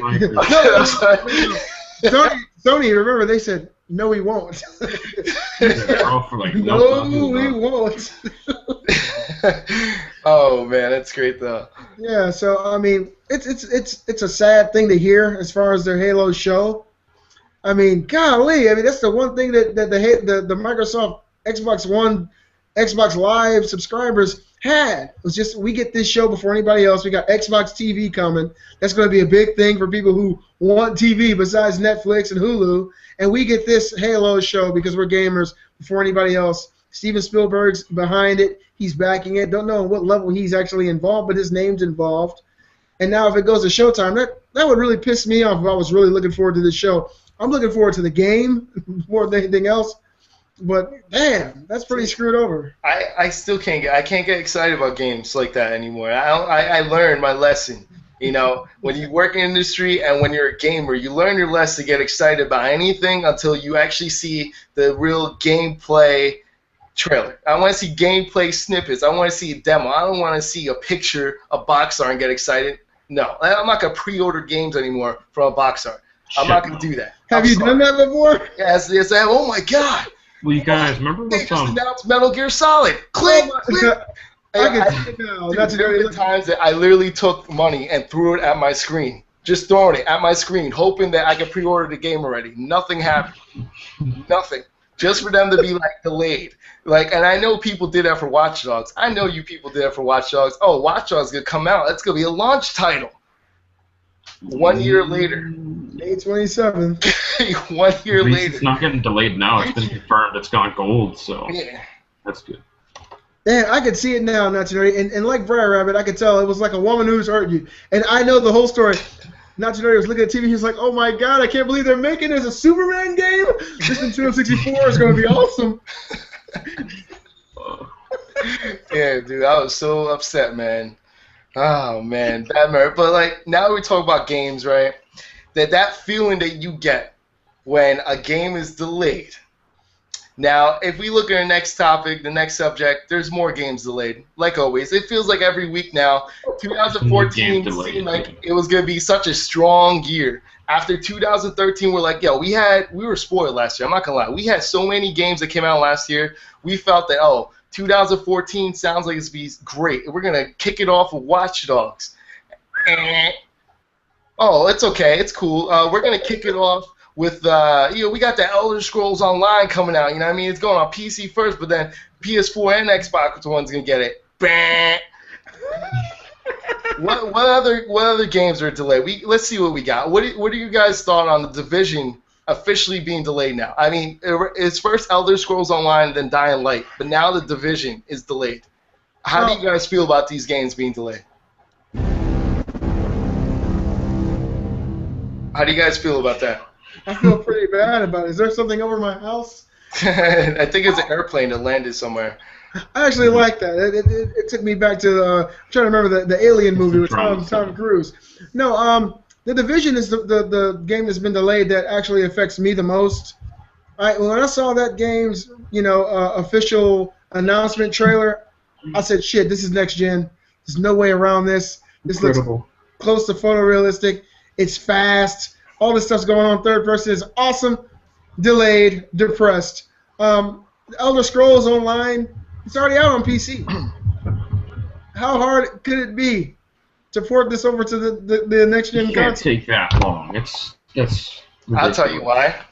If you guys played it on PC, it's broken. It's a mess. Like really? Broken. Like it's a mess. Like I'm not even gonna say it's a mess. It doesn't even make sense. Like you go like the whole point of it. You would think that you're allowed to work together and go on like a quest together. Well, then let me explain to you what happens. I have a quest with my friend, right? You go to the person. First of all, if you're at different levels, there's no level system where one person ranked up and your friend's ranked up. You guys can't do something. Not to mention, your friend will have to go complete a quest, and you have to wait till they're done with their quest, and then you go to that quest, and then you could complete the quest. So if you already completed the quest already, right? You can't go back to it with your friend to play it again. You have to wait till they're done with the quest, and literally they disappear on screen. They're in their own world, their own quest, and then they come back and they reappear. Yeah, that sucks. Damn. You can't do anything. It's like, what's the point of this being a party with other friends and you can't be with friends in a party? To me, it's like I've heard it's an MMO without the MMO aspect, basically. Yeah. It's like you're missing the M's in the MMO. This game, how far back has this game been pushed? It's not back to 2015. For life, hopefully. I hope it's pushed for life. They have to rethink their life decisions right now because I don't know what they might have to rename it. Say like it's a single player online. That's what they should have said because you can't play with a lot of people because it doesn't work. Solely single player online. And then like it's so glitched out for like when you're playing, when you're playing against other people online. Like it's so glitched out that people are leveling up quickly on glitches. Like people are disappearing. It's just a mess, dude. Like. I haven't felt this bad in the game since Battlefield 4, which is not that long ago. But still, wow. Like, I feel it's on that level. Well, It feels on that level. Believe it or not, when I first heard the announcement that they were making an Elder Scrolls Online, it was a questionable decision to me in the first place because every experience of the Elder Scrolls ever has been a single-player affair. And you didn't need it to be online. Personally, I didn't think it needed to be online because the world has always felt so alive that you felt like you were playing with other people anyway. It was just a different kind of experience. I mean, I'd be pissed off if they said Fallout 4 was going to be online because that's not what Fallout is all about. And to me, the Elder Scrolls games have never been online. Of course, it doesn't detract from the single-player games. But if you want an MMO, there's plenty of them out there that work. So why even throw your hand into, give yourself a chance to do something and potentially fuck it up and sully the name of something great, doing something that you're not, an expert at doing. Just stick to what you know. Stick to what you do. I think Angry Joe said it best in his review for this. He said that they literally took the Elder Scrolls name to put in a game that maybe if that game didn't have Elder Scrolls name, it would have been an okay game. The fact that you took Elder Scrolls, you're expecting more. You're expecting better. You're expecting what you saw from Skyrim. That's the first thing you think of. And when you go play the game, it's nothing to do with Skyrim.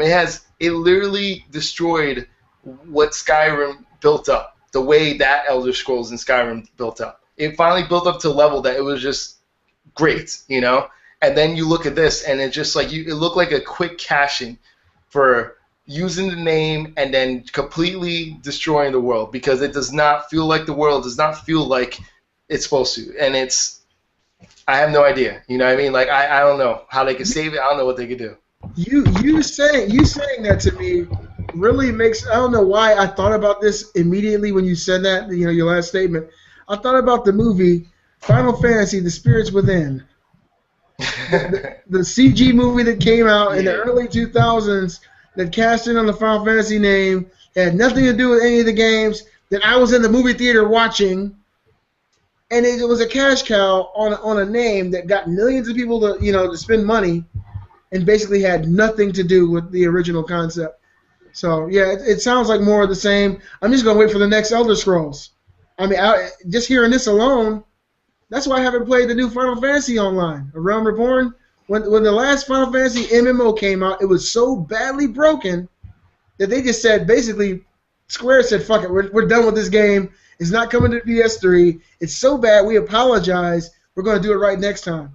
See, the thing is they might be able to save it, though. The one advantage that they have is the fact that they have two different launches. They had a PC launch, so they got to see what they did wrong, and now they have the console launch. They have a chance to save this. If they were to fix it up, if they delay and they fix it up and they come back, now they're going to get people to be interested in it again when it's re-released. You know what I'm saying? So they have a chance to save themselves. It wasn't like everything was released together in one day that they are trying to fix it. It's sort of like Battlefield 4. See, that's the thing. Like, they had the luxury of two releases. The PC first didn't work so well. So think of the PC users were the beta testers. They're fixing everything using those people, and then they're going to put it on the consoles and change it. So they still have an opportunity to save. Not that they're going to, but they still have a chance to.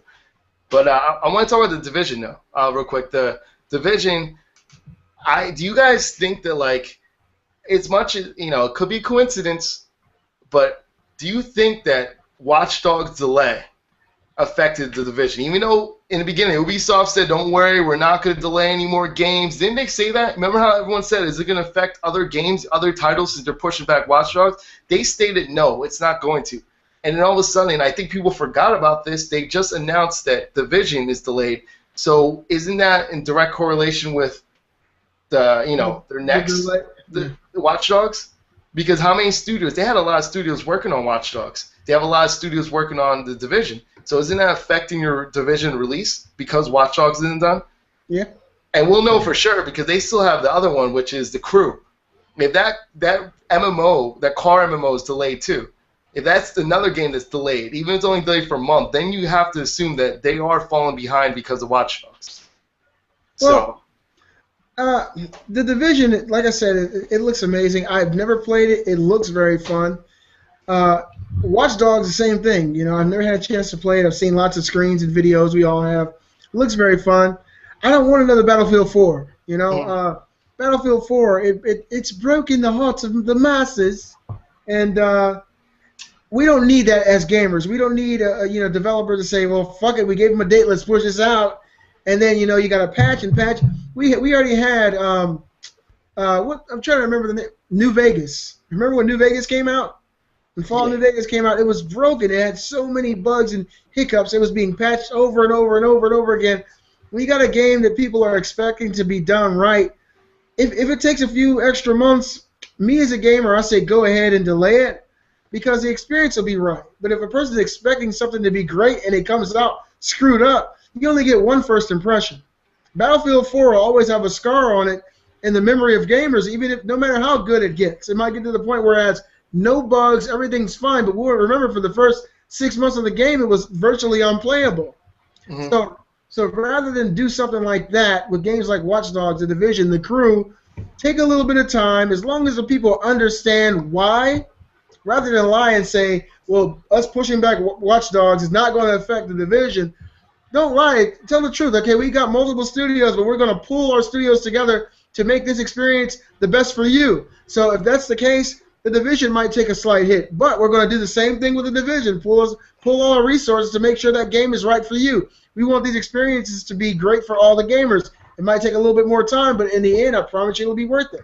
I wouldn't mind if they said that, and I don't mind that they're doing it. I know for a fact these games are coming. You know, before we know it, we blink, 12 months has gone by. So, go ahead. No, I said I had a possible solution. The last week I said the same exact thing you did. Like I like the fact that they delay games to make sure it's perfect. They make sure it's good. Unlike what EA did with Battlefield, right? That's a perfect example why you want to make sure it's perfect before you release it. But here's a solution that might help gamers as well. If they should change the pre-orders. They should change the pre-orders in the sense that you cannot release a pre-order for a game. Okay? You can't say you could pre-order a game until we're gold, until the game's gold. Once the game is gold, which is usually a month before, then you can start accepting pre-orders. That's when you start accepting. If you want to be fair to the gamers, I think, since I'm gamer/developer, I think the solution to everything is once you're gold, which should be a month before or a little bit like month and a half sometimes before the release date, right? Once you're gold, then you accept pre-orders. That's the day that you accept pre-orders. Well, then no one has a problem with that because it's going to be released because it's gold. It's ready to go, the game. It's done. And no one has a problem. I think that's a great solution. You need to be tweeting some of these developers there, Not Too Nerdy. You know what I mean? Because that's the way it should be. Because if you release like that, still gives people plenty of time to pre-order. You know people only need a day. People pre-order like crazy. The game's ready, they're excited about it. You know what I mean? And that also gives more people confidence that if you're saying the game is ready, it's gold, that means that you're giving more people confidence saying that they're ready to go on this date for a fact. Boom, I'm pre-ordering now. You know what I mean? When they do a reveal, like, E3 reveals, rather than say, this game is going to be available this date, they can just show a quick reveal and say pre-orders available from this date forward. So it might be 6 months from the actual date of the reveal, but it gives them all that time just for the pre-orders to be, accepted. Exactly. Similar ideology. What do you think about this, Robbie? Oh, finally! I haven't been talking like an hour now. It's the whole time, just so quiet. I thought you converted to Islam and started to practice silence. Just be off time and be like, okay, yeah, whatever. Yeah.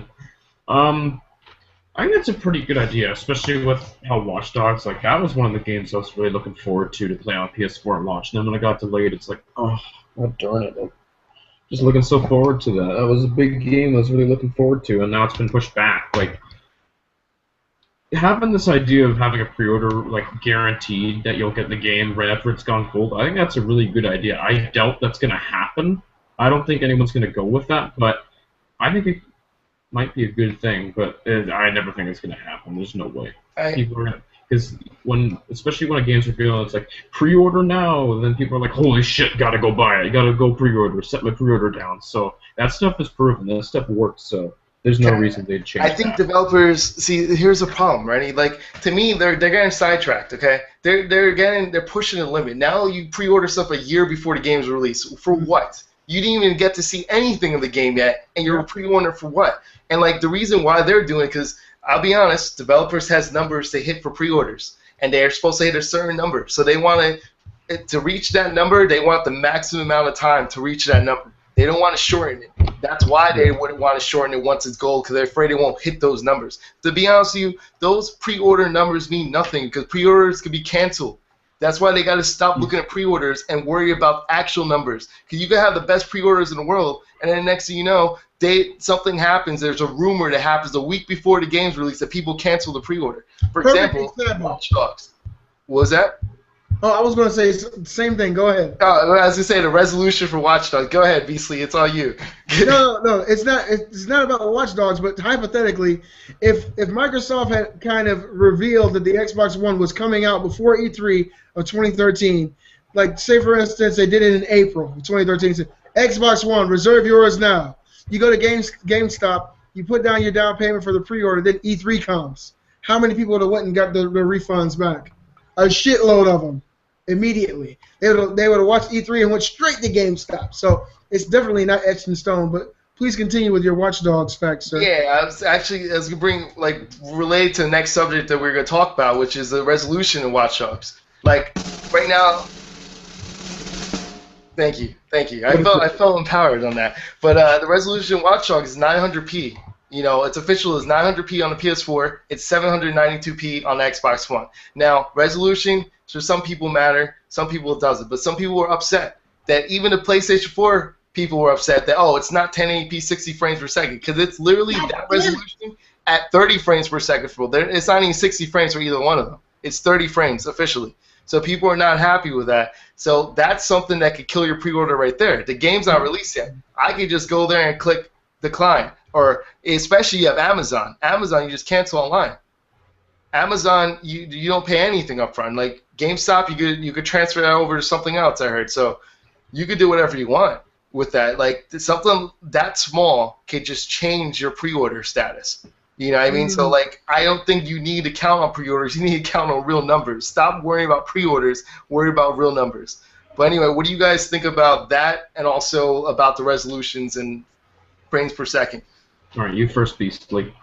I was going to let you go first, brother, but I will. No, come on, brother, you go first. I'll let you go. I think resolution matters more, guys, than a lot of people put on. Personally, I'm not a resolution whore, but if I know something's better than something else, I'm going to go with what's the best. Okay, if it's within my price range, I'm going to go with what looks the best for my experience. Okay, that's why we get these 1080p TVs, because we want 1080p experiences. We don't get 480p TVs. We want the best experience that's available for that time. Video games are called video games because they're games in the form of video, so why would you not want the best video that you can get for each game? Briar Rabbit, he's a good buddy of mine. You all know this, but Briar Rabbit, he's in the mindset that, a game experience supersedes the visualization of the game. And I partly agree with that, and partly I don't, because some games like Dead Block don't have the best graphics. It's not high resolution. It doesn't have a really fast frame rate, but it doesn't debilitate the game. The game is still very fun, and you don't need that. But some games push those aspects forward. You have a better resolution. You have 1080p graphics. You got 60 frames per second, and that's that experience. But when you have two of these games and one is slightly better than the other, who's not going to pick the better graphically, the more superior version of the game? And Briar Rabbit, this is something I want to ask him next week. I want you to answer this, Briar Rabbit, because I know you're watching this right now. You told me that you did not want to get the new version of the PS Vita because you would have lost that the OLED screen that is part of the original PlayStation Vita that when you bought the first Vita.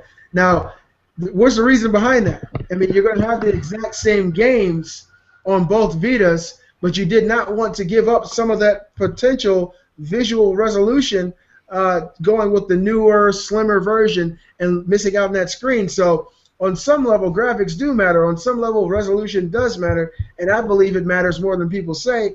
The Xbox One, just plain and simple, they've got to win on games. They've got to win with their own first-party games. They're not going to win with multiplats. It's just not going to happen. It's pretty evident right now that everything that's coming out for both of these consoles is always going to perform better on the PS4. So I think the Xbox One is a powerful system. I think they got some great stuff lined up for us. But when it comes to multiplats, they're going to lose. So the thing that they need to do is focus on experiences for the Xbox One that are going to be superior than the experiences that you can get on the PS4, because resolution alone is not going to give you an experience. Frame rate alone is not going to give you an experience. You need to have imaginative developers. You need to have talented studios making games that are going to resonate with the consumer. And so that's my thought on it. What do you think, Robbie? Well, the main thing I want to bring up about this resolution debacle is it's not, like, obviously everyone's going to say, oh, it's all about the gameplay. Who cares about the graphics? Graphics don't matter. Well, the main thing about this, this guy I'm subscribed to on YouTube, Review Tech USA, made a video about it, is the problem about this is basically that developers are having to cut corners with these new consoles. Like, why isn't Watchdogs full 1080p 60 frames per second? It's a cross-gen game held back by the PS3 and 360. It's a brand new system that should be able to do it no problem. Like, it shouldn't even be a thought. So the main problem I see with the resolutions in these games is that it means these consoles aren't as powerful as maybe we presume they will be, and maybe they won't be able to last like 5, 6, 7, 8 years like the last console generation because there's just too many limitations. And that's my main concern with the resolution. Like, Watchdogs will look amazing on PS4 and Xbox One, no matter what the resolution is. It'll obviously be pretty high, but that's my main concern with it. Is if this resolution calamity keeps going, it just shows that maybe these consoles are too limited, and it can just continue to keep going on like this. Well, if I can interject something real quick, I'm sorry. That's a good point. It is a pretty good point, but when you think about the reality of it, a lot of people were thinking that video game consoles were dying. The PS3 and the Xbox 360 were very popular consoles with 80 million sold, and with all due respect, in all honesty, both of these consoles probably could have lasted another 5, 6 years alone. They could have probably done that. The thing that's holding back consoles as far as gameplay is the changing technology with PCs. PCs are constantly advancing. You're seeing more, RAM. You're seeing faster processing power, and so PC elitists, PC gamers see what they're able to get out of their console, out of their PC, and they expect or want something similar out of a console. The PS4 and the Xbox One are vastly superior to the PS3 and the Xbox 360. They definitely have longevity in their future. It's still new. We're still in the first year of development cycles for the consoles. The PS3, when it first came out, they were having a hell of a hard time developing things for the cell processor. I mean, it was really, really difficult initially to create cross-platform games for the Xbox 360 and the PS3 because the PS3 was just harder to develop for. I think as time goes on, the games are going to look better for both consoles, and it'll start to kind of even itself out a little bit. That's just personally what I think about it. And that's why. Oh, sorry. You go ahead, Robbie. What were you saying? All right. I was gonna say. I guess it's not super important, but I was just gonna say maybe just for Watchdogs, this is another case of being held back by the old consoles. Like maybe when these cross-gen games are finally out the door in like a year or two from now, we won't see these resolution problems anymore because developers can solely focus on the PS4 and Xbox One, so we won't have to cut these corners in terms of resolution and frame rate. I agree that some of the last gen is holding back, but not for Watch Dogs. Watch Dogs, I think, is the perfect example of how high the resolution is because you already saw the PC specs. I actually think this might be a win for the PC gamers because that might mean that they're actually trying to raise the resolution, raise everything, and it's actually very graphically intense, I think. And I said that from the start because when I listed the specs for you guys a while ago, it was pretty high specs for PC alone. So that means when they said 1080p 60 frames per second on the Sony website, I was amazed. I'm like, there's no way that that's possible. Now it's kind of. I thought it was, but there's no way because from the specs that you saw on the PC, the Sony the PS4 is not those specs. So how are the PS4 going to be able to run something when they're telling you what the specs you need to run on the website? That doesn't make any sense to me unless they completely redid stuff, like redid the background, everything, and change everything, which I knew they weren't going to do, because people would have complained about that as well. So that's one thing. Another thing, I think that the reason why people pay attention to resolution so much these days, it's because if you think about it, every generation for console, we had some sort of big change, every sort of leap. Last generation was we jumped into HD. We jumped into HD for the first time. You can actually see the difference. Now, what are you going to do when you go from one HD version to the next? Now you're starting to look for what? The next level. That's why people are so anxious to see 1080p games because they already saw 720p games. That's why people want to see 60 frames per second because they already saw 30 frames per second. Mm-hmm. They want to justify the reason why they bought a next generation console. Like that's what it comes down to. So when people say the resolution stuff doesn't matter, in a way it does. Because how do you justify, like they're saying, oh, well, it's all about the game. But how do you justify someone purchasing something that's supposed to be more advanced if it's playing something that's similar to something else? Just because the levels might be bigger, the world might be bigger, yes, but at the resolution, why am I staying with the same resolution and everything else? That's why people want to look at it. I'm not saying I necessarily do, because if it's a multi-plat, more than likely, I'll rather get it for the PC if I'm really worried about the resolution. I'm not going to get it for the console. So obviously, I'm not completely worried about the resolution, but I understand why people do that. They need to justify like an improvement. How do you justify that? By it went from 720p before, and it's moving up to 1080p. It went from 30 frames per second, and it moved up to 60 frames. That's how you justify making it next gen. Otherwise, you might as well take away that next gen name, because to them it feels like it's really not next gen unless it improved.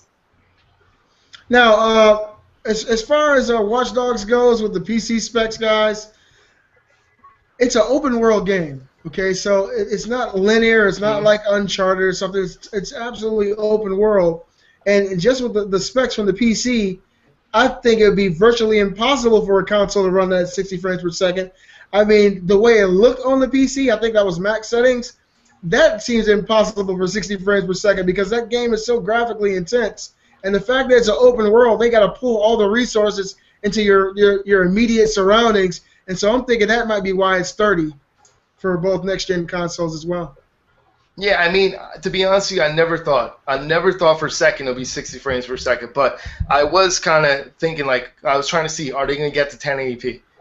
Because you got to keep in mind, 900p is 80%. It's like close to 80% of a 1080p.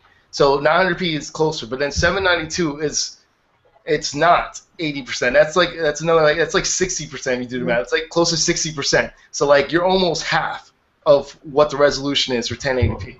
So that's why I understand some people are upset with that, you know. But like you have to understand, these are consoles, and this is just the way it's going to be. And another thing I want to add before, when you said that it's just the start of the generation, the problem that we have with that is like it's not just that. You got to keep in mind that x86 architect has been around for a long time now, so it's not going to be as much improvement as everyone thinks because we already know how to program for this generation of consoles. Like, we pretty much know how to program it. Of course, we got to learn how to tweak more power from each console, but as the part of like programming specifically, we already know how to specifically program, except for the ESRAM for inside the Xbox One. That is a little challenging right now, but besides that, everything else pretty much we know how to program for already. So just letting you know, like, it's not going to improve that much more. And we're going to get that 1080p 60 frames per second experience when they unlock that 10% of the GPU from the Xbox One from that Kinect. That's not going to happen. Well, on that note, I don't know if you guys heard that the Ouya is going to get an update soon. And so the Ouya is going to be it's going to have 0 resolution with 0 frames per second. Holy shit.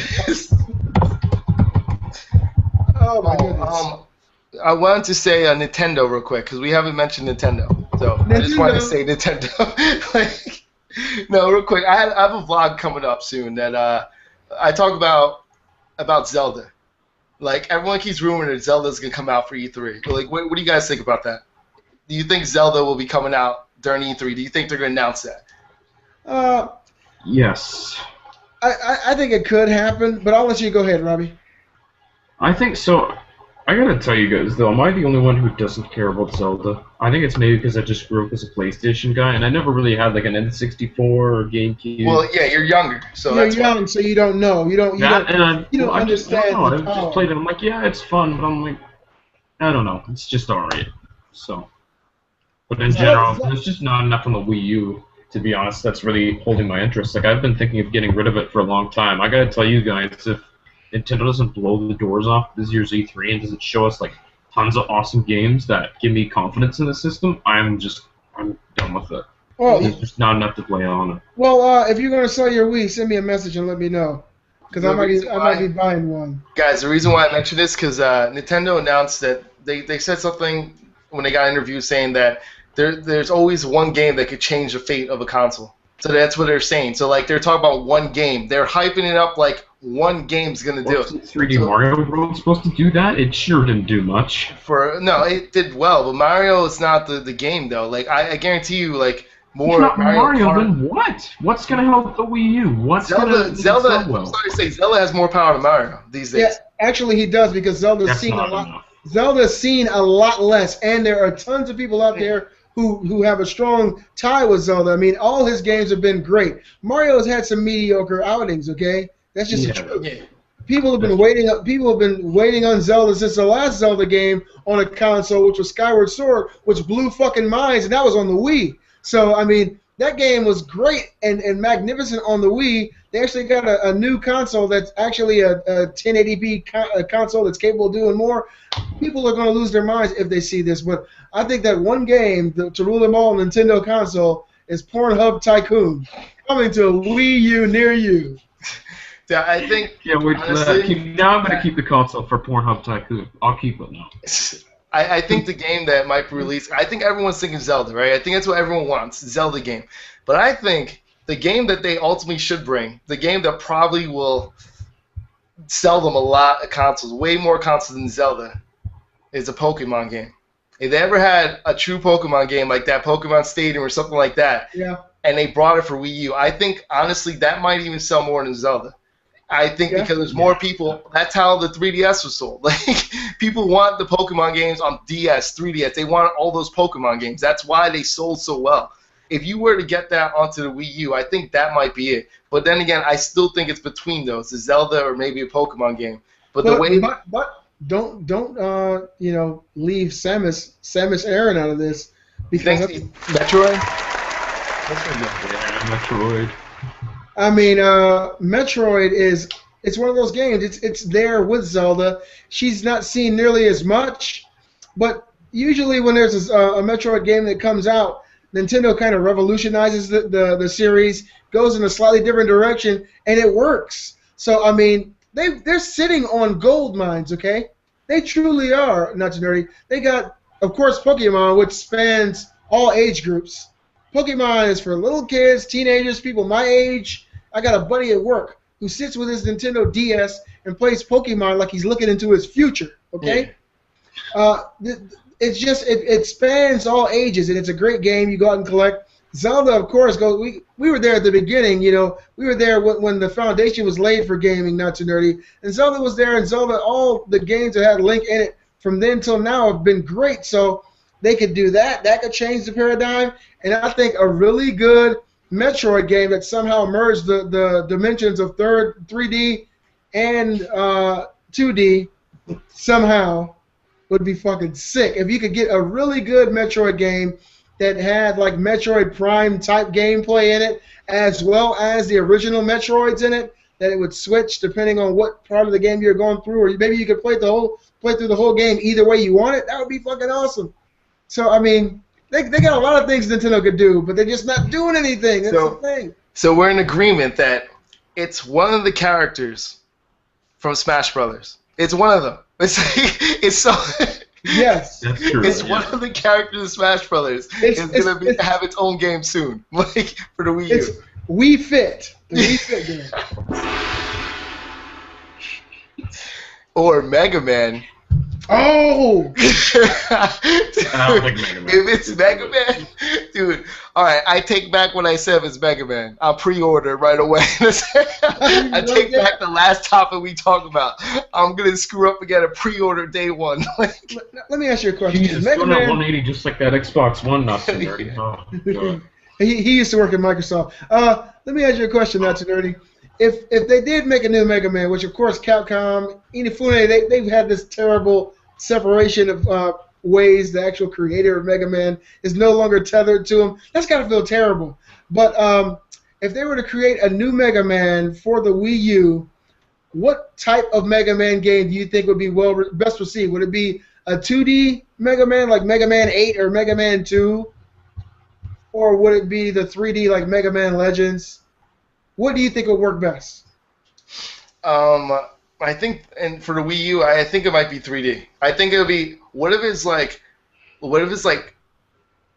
Mega Man versus Metroid, and they had like the first person viewpoint of both of them. That would be sick. If it's sort of like Metro Prime, I think that will be pretty neat. You know what I mean? I think that would be pretty cool. That could actually work pretty damn good. That's what I'm saying. Like if they combine the two, like something like that. That would be pretty sick. You know, because I mean the 2D is good, but there's so many old school Mega Man side scroller. I think people want to see something like that in this generation.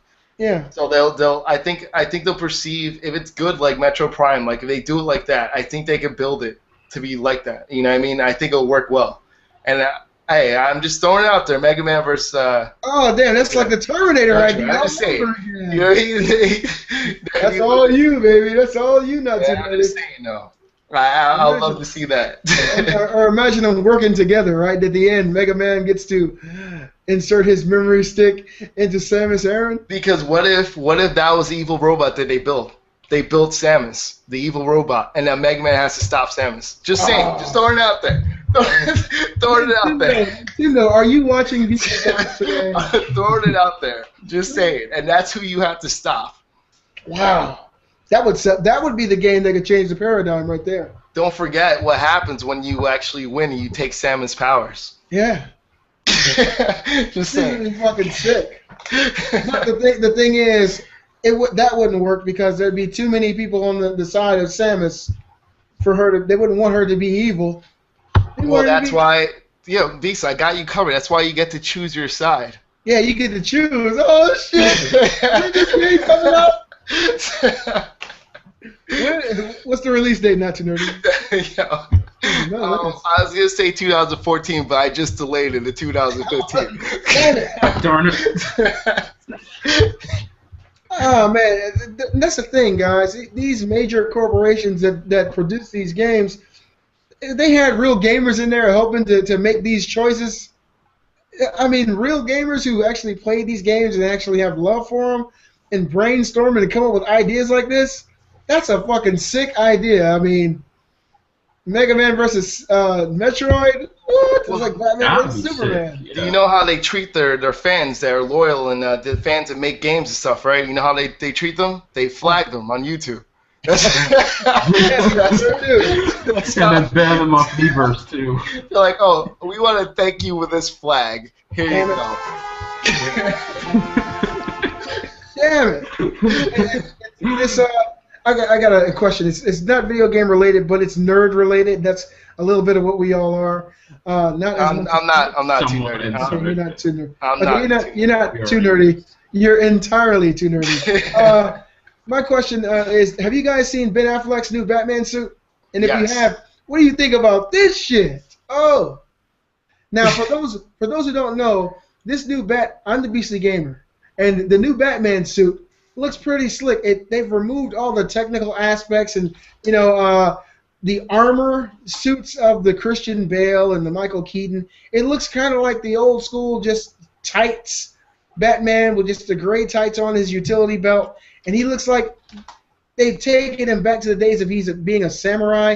He doesn't need all this technology to kick ass. And Ben Affleck looks tough as hell. Looks like he could just knock somebody's head off. And of course, he's going to fight Superman in this. I got some ideas as to why I think they're going to be fighting.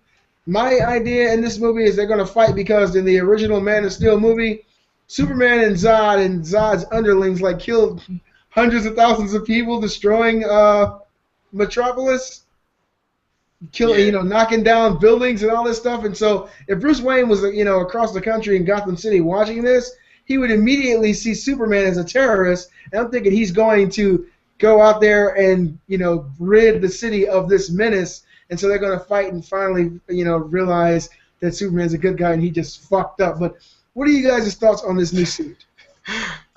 You guys go first. There's so many pictures I want to show you guys, so you go first, Robbie. Well, I remember I saw the article on IG, and I don't think I actually looked at it. I think I saw a brief picture of it, and it looks pretty cool. I mean, of course, there's all that backlash when Ben Affleck was cast as Batman. People are like, "Oh my God, it's gonna be so terrible. Why would you cast him?" But they were saying the same thing about what's his face? Heath Ledger. Heath Ledger. Heath Ledger. Yeah. They were saying, "Oh my God, he's gonna be so bad. Why would you cast him?" And then he turned out to be an amazing Joker. So best Joker ever. Yeah, I think Ben Affleck would be really good as Batman. He looks pretty cool in the picture, so I'm pretty excited about it. And that suit looks like it's actually a suit, like it's fabric. He looks really buff in it. And Ben Affleck has like an axe to grind, man. He's heard all this outcry from people in the world saying that he's going to be a terrible fucking Batman. Ben Affleck, this guy is fucking... He's got a lot of weight on him right now. He's really got to deliver. He was the fucking Daredevil. Have you seen that movie? That movie spawned Electro. He should not be allowed to ever be in a superhero movie again. Right? Have you guys seen though what people have put or no? Like No. they said that he's the saddest looking Batman. He looks sad. He looks depressed in the picture. So a lot of people made a bunch of jokes and stuff like that off it. Depressed, though? And hold on, let me show you guys a picture first. What I'm talking about, which is pretty damn funny. So if you look at the picture right now, this is a Ben Affleck picture. Yeah. Okay. So that's what it looks like right there. So that, as you see, like everyone, it's pretty cool. My life sucks. Yeah, I mean, so it's pretty cool.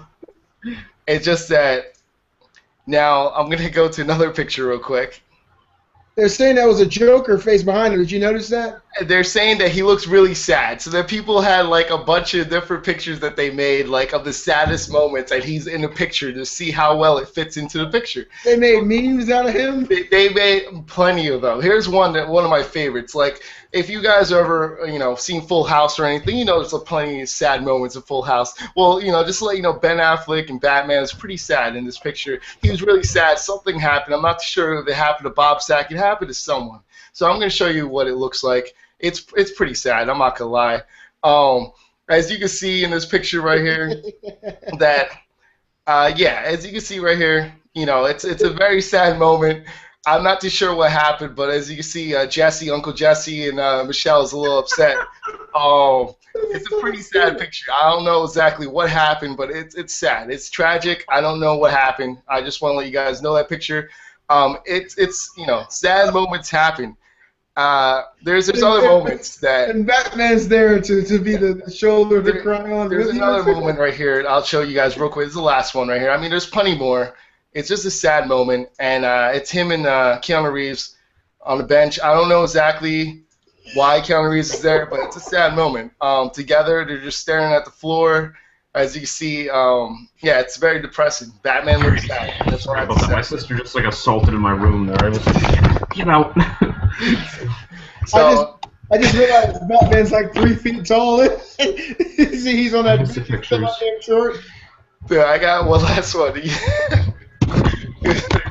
Oh man, I couldn't find the one I wanted to show you guys, but yeah, there's a lot of pictures like that. There's one of Batman pushing like a swing set alone.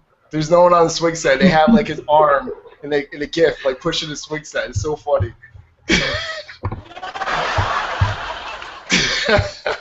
we needed to see the picture first. Yeah, right? Sure. I can't find a picture anyway. Oh man. Just get another one.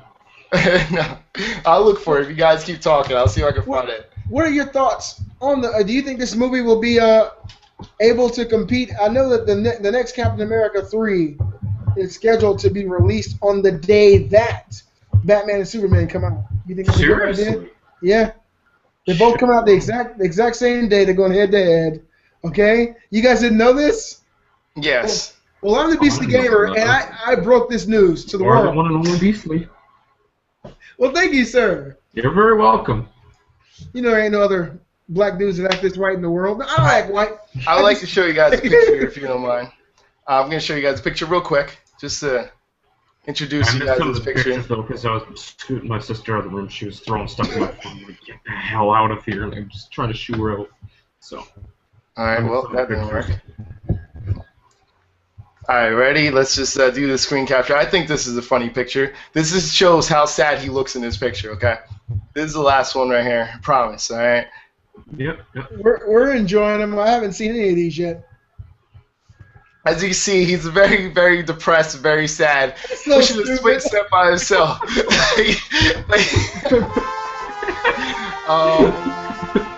I think anything works. Any sad image works perfectly. Like, to be honest, any sad image works perfectly. As you can see, it's raining. He's all alone. He's huge, though. I mean, Ben Affleck is really a big guy, and there's no weight on that swing. It should be flying over the top. He's just pushing it softly. People are creative, though. I like that. I like their style. They did a great job. Oh, that picture of Batman, though, I think it would have worked a lot better if he was in his typical on top of the building looking down. Oh, yeah. The fact that he's on the ground looking down, he does look incredibly depressed. But that picture, he looks so stiff in the picture. He looks stiff, jacked, so he's so stiff. But anyway, back to what you said with it's going to be the same day as Captain America 3. To be honest with you, that picture helped it out a little bit, but I still think that there's so many people that are probably going to wait to see what happens opening weekend, like how well people perceive it. Because if you're talking about day one, which movie you're gonna see the first night, I feel that people are gonna see Captain America 3 because the way the Captain America 2 ended set up for Captain America 3. Well, for the people who did see Captain America 2, the way it ended. Well, no spoiler. I'm not going to spoil. Trust me.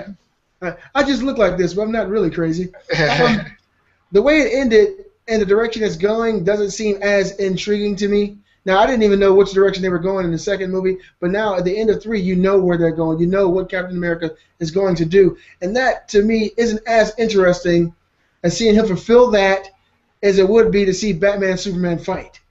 So that's the only reason. Now, I mean, depends though, because here's the problem. Here's the dilemma. If you guys know anything about the comic book for Captain America, don't say anything. But the point is, if this looks like it's going into the comic book, and there's something big that happens in the comic book with everyone, so that's why this is hyping up to be something big. There's something huge that's going to happen. We have to see if they're going to follow the comic book or they're not.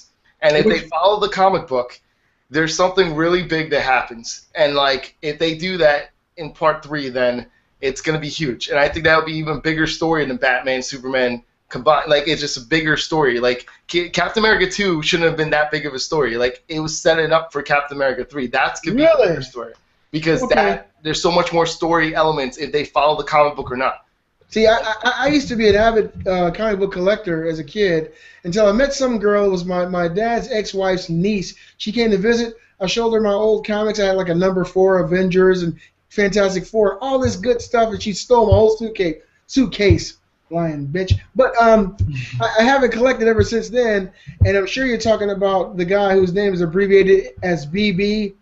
Something happens in the comics with him. We're going to talk about this post-show. I need to be up to date here, not too nerdy. Well, the thing is this, you remember you talked about that the trailer or something spoiled the movie for you, or something spoiled, didn't you say something spoiled the movie for Captain America 2 for you?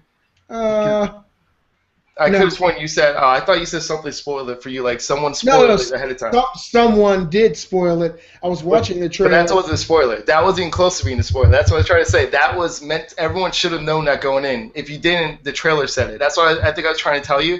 But that aspect, there's something even bigger that people know is supposed to happen in the comic books.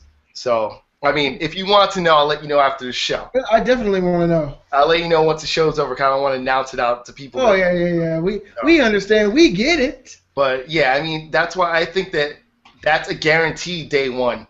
Like, that's guarantee you know they're going to do well. Marvel has not let you down yet. And just when you thought it was going to go downhill, Captain America 2 was huge. Yeah, I mean, the original Captain America I did not like. And so I went into this movie, I was like, they make another Captain. Because, look, when the original Captain America movie came out, he seemed underpowered compared to the rest of the people who were in the Avengers. The Iron Man movie, he has all these powers. Thor, even though he was lame, he had all these powers. You know, you got the Hulk doing, of course, Bruce Banner changes every movie, but the Hulk is real powerful and doing all this fantastic stuff. And then you got Captain America, who seemed just kind of like a regular guy. And then I was expecting more of that. Until they started coming out with the review saying this is like the best Marvel standalone movie, blah, blah, blah. I'm looking around like, hey, we got to go see that. And then I went and saw it. I was like, geez, now I can kind of understand why he's in the role he's in with the Avengers. He's kind of the one that they go to for moralistic compass, to do the right thing, to stand up for truth, justice in the American way. I'm the BC Gamer. Please continue, not too nerdy. But that's pretty much it. You just said everything. I was like, to me, like, it was a really good movie. I was shocked about that. But the movie I'm really excited about isn't really Captain America, the third one, whatever it's going to be. How to Train Your Dragon 2? No, X-Men. Days of Future Past. Come on. That's the one. You know it's How to Train Your Dragon 2. Yeah. No. Not even close. I can't wait for that movie. It comes out soon. Both know, not too nerdy. It is not How to Train Your Dragon 2. Not even close, man. I'll tell you right now. Hugh Jackman also announced that he said He's that doing it again. Yeah, he wants to do it again. And that, to me, right there, was like, yes. Because, to me, he's Wolverine. I don't care what you do, he's Wolverine, to me. Like, there's no one else to replace him. Just like I think it's too unfortunate, but Iron Man can't be replaced either. Robert Downey Jr. pretty much stole that part. There's no one else who can fit that role.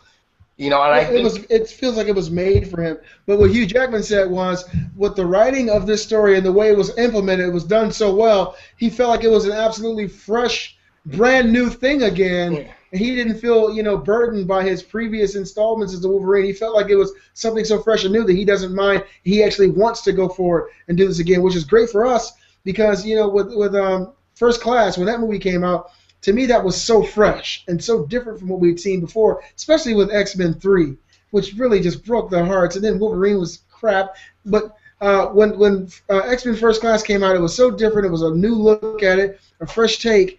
It breathed new life into the X-Men franchise. Now, this one here really looks like they're breathing a ton of new life into it. And luckily for us, Wolverine, he gets to go back in time and set up this movie.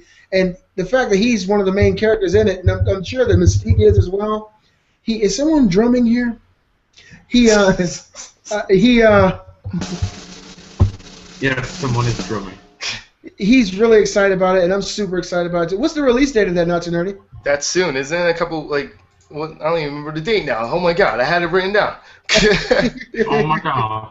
Did you see Not Too Nerdy's eyes looking around? He was really looking for it. I really was. Hold on real quick. Yeah, I'm excited to see that too. Kate and I will go check it out. Take the kids. May 23rd. Oh my gosh, I'm like, it's soon. It's this Friday. Like I'm like forgetting over here. It's like I'm thinking the exact date. I knew it was Friday. I wasn't sure if this week or next week. I would have found out eventually, but it's this week. This Friday. Okay, so this will be the last day of school here in Georgia for the kids. Yes, guys, now my life is totally swamped with children. I don't get any break. But yeah, we'll go see that next Friday. I'm super excited to see it.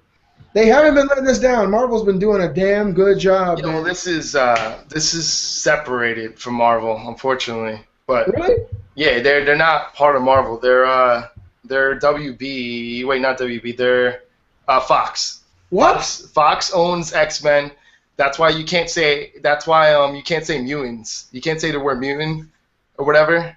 Like they own that, so that's why you can't do. And then Sony owns Spider-Man, and then Marvel owns everything else. I mean, I thought Sony Studios just owned Spider-Man for right now. They actually own Spider-Man. They own Spider-Man, and that's why people were upset with the movie because they felt that people were rooting for Sony to not do well. So then Sony will drop the Spider name, so Spider-Man could go back with Avengers. Could go to Marvel. That's why Marvel doesn't have Spider-Man in there. Holy shit! So when Marvel was dissolved, all these individual franchises went to different places? Yeah, that's why Marvel can't. If you look at the movies, right? Marvel can't say the word mutant. They can't say the mutant at all. Mutant is owned by Fox. So that's why they can't say that word. So only the X-Men movies are allowed to use the word mutant. That's why the X-Men movie is going to have Quicksilver. But also, the reason why the next Avenger is going to have Quicksilver, the reason why they were able to have Quicksilver, they have their own version of Quicksilver, is because they're not calling him a mutant or anything. Wow, and he looks different from. They can't be the same exact looking Quicksilver, so they're both going to look different. Yeah, I hear that the Quicksilver in this X-Men movie steals the damn show. They said he steals the show. He doesn't have too many scenes, but they said they're going to improve on that for the next one. Remember, they're filming 2 back to back. So they filmed 2 back to back. So they're gonna add more scenes to that one. So not only are they doing Days of Future Past, they're doing the next one right now too. Yeah, that's why everyone said it's gonna be Apocalypse. So it's gonna have, it's gonna be the whole Apocalypse, X-Men Apocalypse. Oh my goodness! That's why it's so exciting. That's what Days of Future Past in the comic book it actually happened like that. Except Kitty, she's the one that went back. She's the one that went back, and she, she had to fix the time because everything was changed and the future was dark and everything in the future people die. So we don't know who's gonna die, if it's gonna be the same with people in comic books or whatever happens. But people die, so she has to go back in time to alternate the future. Because of that, because of what they do when they go back, they alternate something else, and now Uncon's Apocalypse. Because of what they changed in the past, that's what led into this. So they're actually already announced that movie. It's already like that. So now we can look forward to another movie. Boom. And Apocalypse is the very first mutant that has all this ridiculous power. You're talking about the actual Apocalypse, or the end of the world Apocalypse? No, Apocalypse. That's what I'm saying. This is what this is setting up. This is setting up for the biggest power that either one of the mutants have to face. That's why all of them have to work together, because they all will be extinct without this. And this is what, like, even if you didn't know the comic books, if you saw the cartoon series, that's when it got good. When Apocalypse arrived and like they're all going against them, because now it's like all the normal X-Men are going against all these mutant X-Men from Apocalypse side, and like it's completely different. They all had like similar powers to the X-Men on Earth, so it's all crazy stuff. So it's pretty cool. Yeah, and this movie has the Sentinels in it. Finally, all this damn time. It has everything that people were waiting for. So I'm excited. and when we do our question at the end of the show, which probably will be pretty soon. Yeah, we'll probably get to that question soon. I got a question about this X-Men, Avengers, Spider-Man situation. Yeah, we'll do that. You're talking about like a question, like a scenario? Yeah, scenario. All right, like, go for it. Okay. I think we're ready for it. Why not? So Fox owns the X-Men. Disney owns the Avengers. Disney owns Marvel, everything else. So everything else, and Sony owns Spider-Man. If you had to pick one of these franchises to watch, and you could see all the future iterations of those films, which one would you pick and why? Robbie, you want to go first? Oh, of course. I'll go first if you want. Yeah, I'm going to think about it for a bit. All right, sure.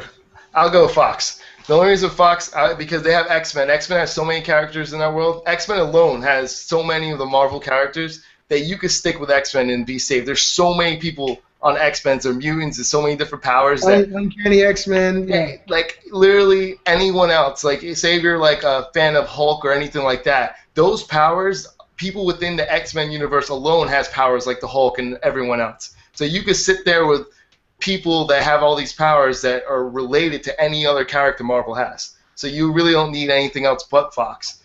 Even though, and plus, I think Fox did a decent job, not a great job. They did a decent job, and supposedly they're doing better now with this new movie.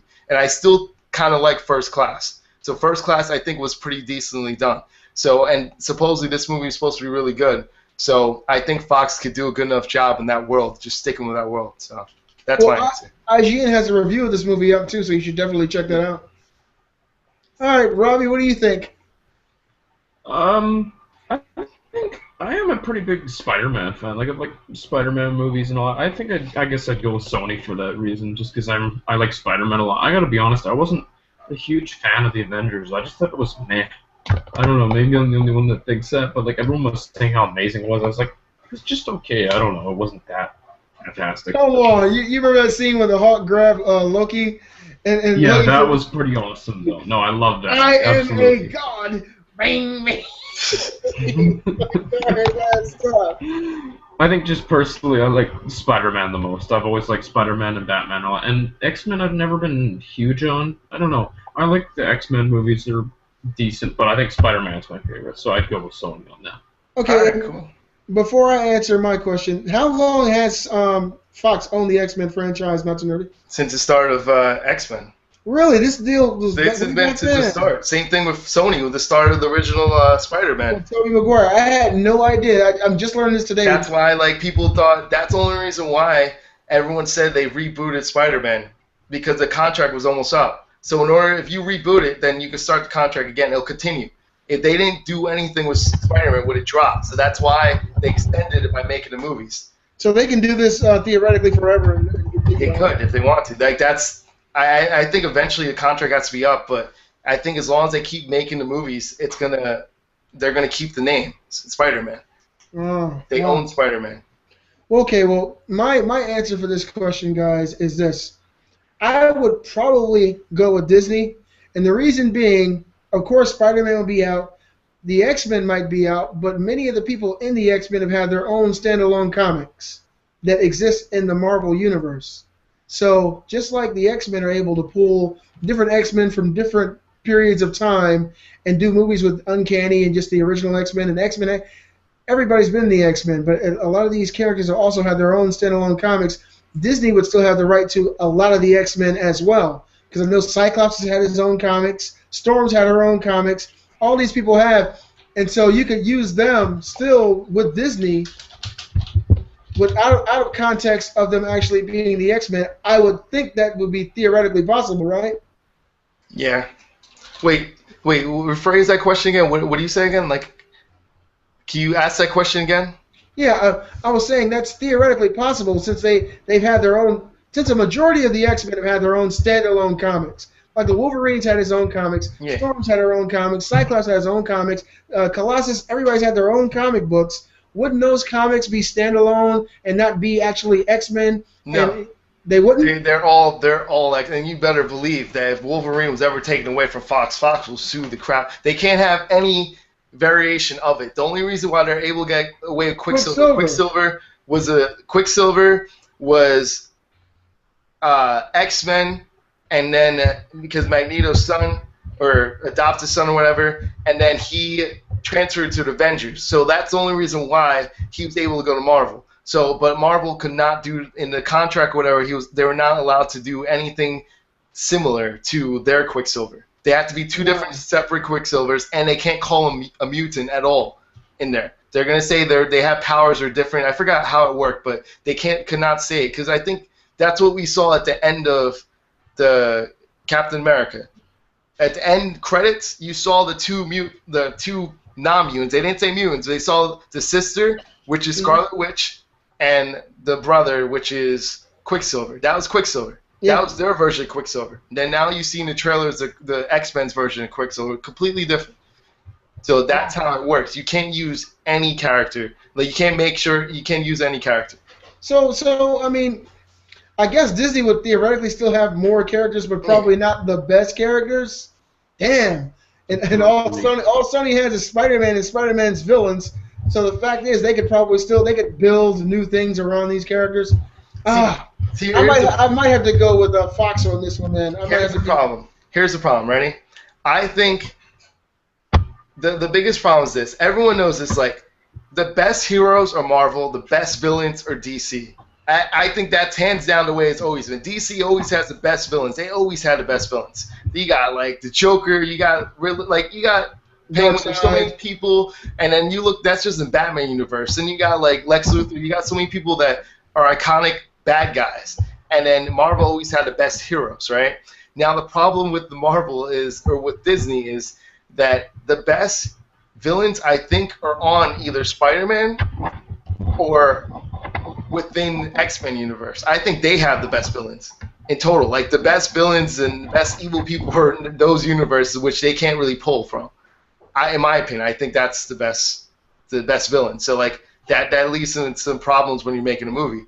You know, because if you really think about it, Loki wasn't a true villain, but they turned him into a good villain. He wasn't a true, he was a villain, but he wasn't evil. Really, he didn't feel it in his heart to be. And they made him into a really good villain, into the Avengers and stuff like that. They made him a focal point. Like who else are they gonna do that with? That's the question. Can't do it with too many people. Yeah. So. I don't know. That's the question I have. Like, when are they gonna get more villains and stuff on there? But besides that, the heroes are so awesome. I mean, we're nitpicking again, man. We're having fun. We're all nerds here. Hey, man, this is a commentary show. I mean, this is what we do on BC Thoughts. We share our thoughts and ideas and hopefully get some back from our audience and our subscribers and viewers. We did ramble on a little bit, guys, but this is what we do here. I don't have anything else. If you guys want to close? Nah, that's pretty much it. I mean, I guess we just go around saying what everyone's doing next week and call the show. Okay, I'll go. Yeah, so whoever wants to start. Because it's really starting to cut out for me. This is perfect. See how sad he looks too? Oh my God, it's closing up. Is there like a counter on your computer screen? 10, 9, 8? Let us know when it gets to 2, okay? What am I going to be doing this week? I think I'm going to be playing a little bit of Call of Duty, of course. I want to play some Battlefield because I had a great time playing with you guys 2 weeks ago. That was a new experience for me. I had never played. I'm like a robot right now. I can't make out anything. I heard you fine. Just hold off for 1 second. I never played Battlefield on the wide open, huge levels that we played on, and I thought that was pretty fun. I'm going to be playing some old school KOTOR, Knights of the Old Republic. If you guys know about Knights of the Old Republic, show me some love by hitting that thumbs up button on Not Too Nerdy's video because Knights of the Old Republic is one of the best games ever on the original Xbox, baby. I'm going to be playing some Smash Brothers on my GameCube. And pretty much any other games that come my way, man, I'm going to be getting at them. What about you, Robbie? What are you going to be playing this week? I'll definitely be playing more Call of Duty Ghosts, probably with some friends, and be playing solo too, doing a little sound whoring, and then I'm just gonna play whatever I can to tide myself over until Watchdogs. Like I absolutely can't wait for that next week, and then hopefully that'll tide me over till E3 and all the big announcements and everything, and then we'll see what happens after that until the fall. So I'm basically just tied myself over to Watchdogs for this week. Like so. I think everybody's gonna be playing that game. I can't wait. Man, can't wait, yeah. Not too nerdy. What you gonna be playing this week? Alright, I'm gonna do Stick It to the Man. I might as well try that out. Just like a quick video, a little let's play of that. And then Wolfenstein. Get a little Wolfenstein going there. The new order. Yes, sir. Get that. It's a little feedback there, but anyway. I also want to play. Oh, there's a bunch of different games that I want to play. You know, obviously Watchdogs. What day is Watchdogs come out again, everyone? The 27th. It's the 27th. So we still got another. You know, we still got. No, it's Friday, right? Yeah. Or, Is yeah. it? Yeah, I don't it's the know. 27th. That's Tuesday, not this Tuesday, No, but that's next the next Tuesday. Tuesday. Still got a full week till we got that. And so Wolfenstein is what we focus on. Also, gonna want to show you guys. I'm gonna start bringing back retro game pickups. I used to do that a while ago, and I stopped doing it, and now I'm back at it. And today I got my mojo flowing. I got it going. I got the best games I could possibly get. So Tell them. I can't tell them now. If you want to find out what games I got, stay tuned for next week. But I got some good pickups in this one house. Hopefully they don't watch the video because they really gave me a steal again. Yes, you did get a fucking steal. I mean, I'm going to show that and stuff like that, so stay tuned for that. I want to bring that back because I'm really into retro collecting, and I always watch the Game Chasers and Grimsley 42. Like, I watch all these people and how they collect games, and I've been doing this for years, you know. So I never filmed it, and now I'm going to start getting back into it. So that's pretty much it. God, you guys watch that because he already told me in the post show what he came up on. This guy came across a gold mine. He's the man. He's the gamer all day long. That's really awesome. You guys be sure to like, comment, favorite, and subscribe if you haven't done it yet. I'm the BC Gamer, and this is Not Too Nerdy, and this is Robbie. All right, have a good one. We're out. See you guys. Bye. Yeah, we'll see you guys next time. Bye.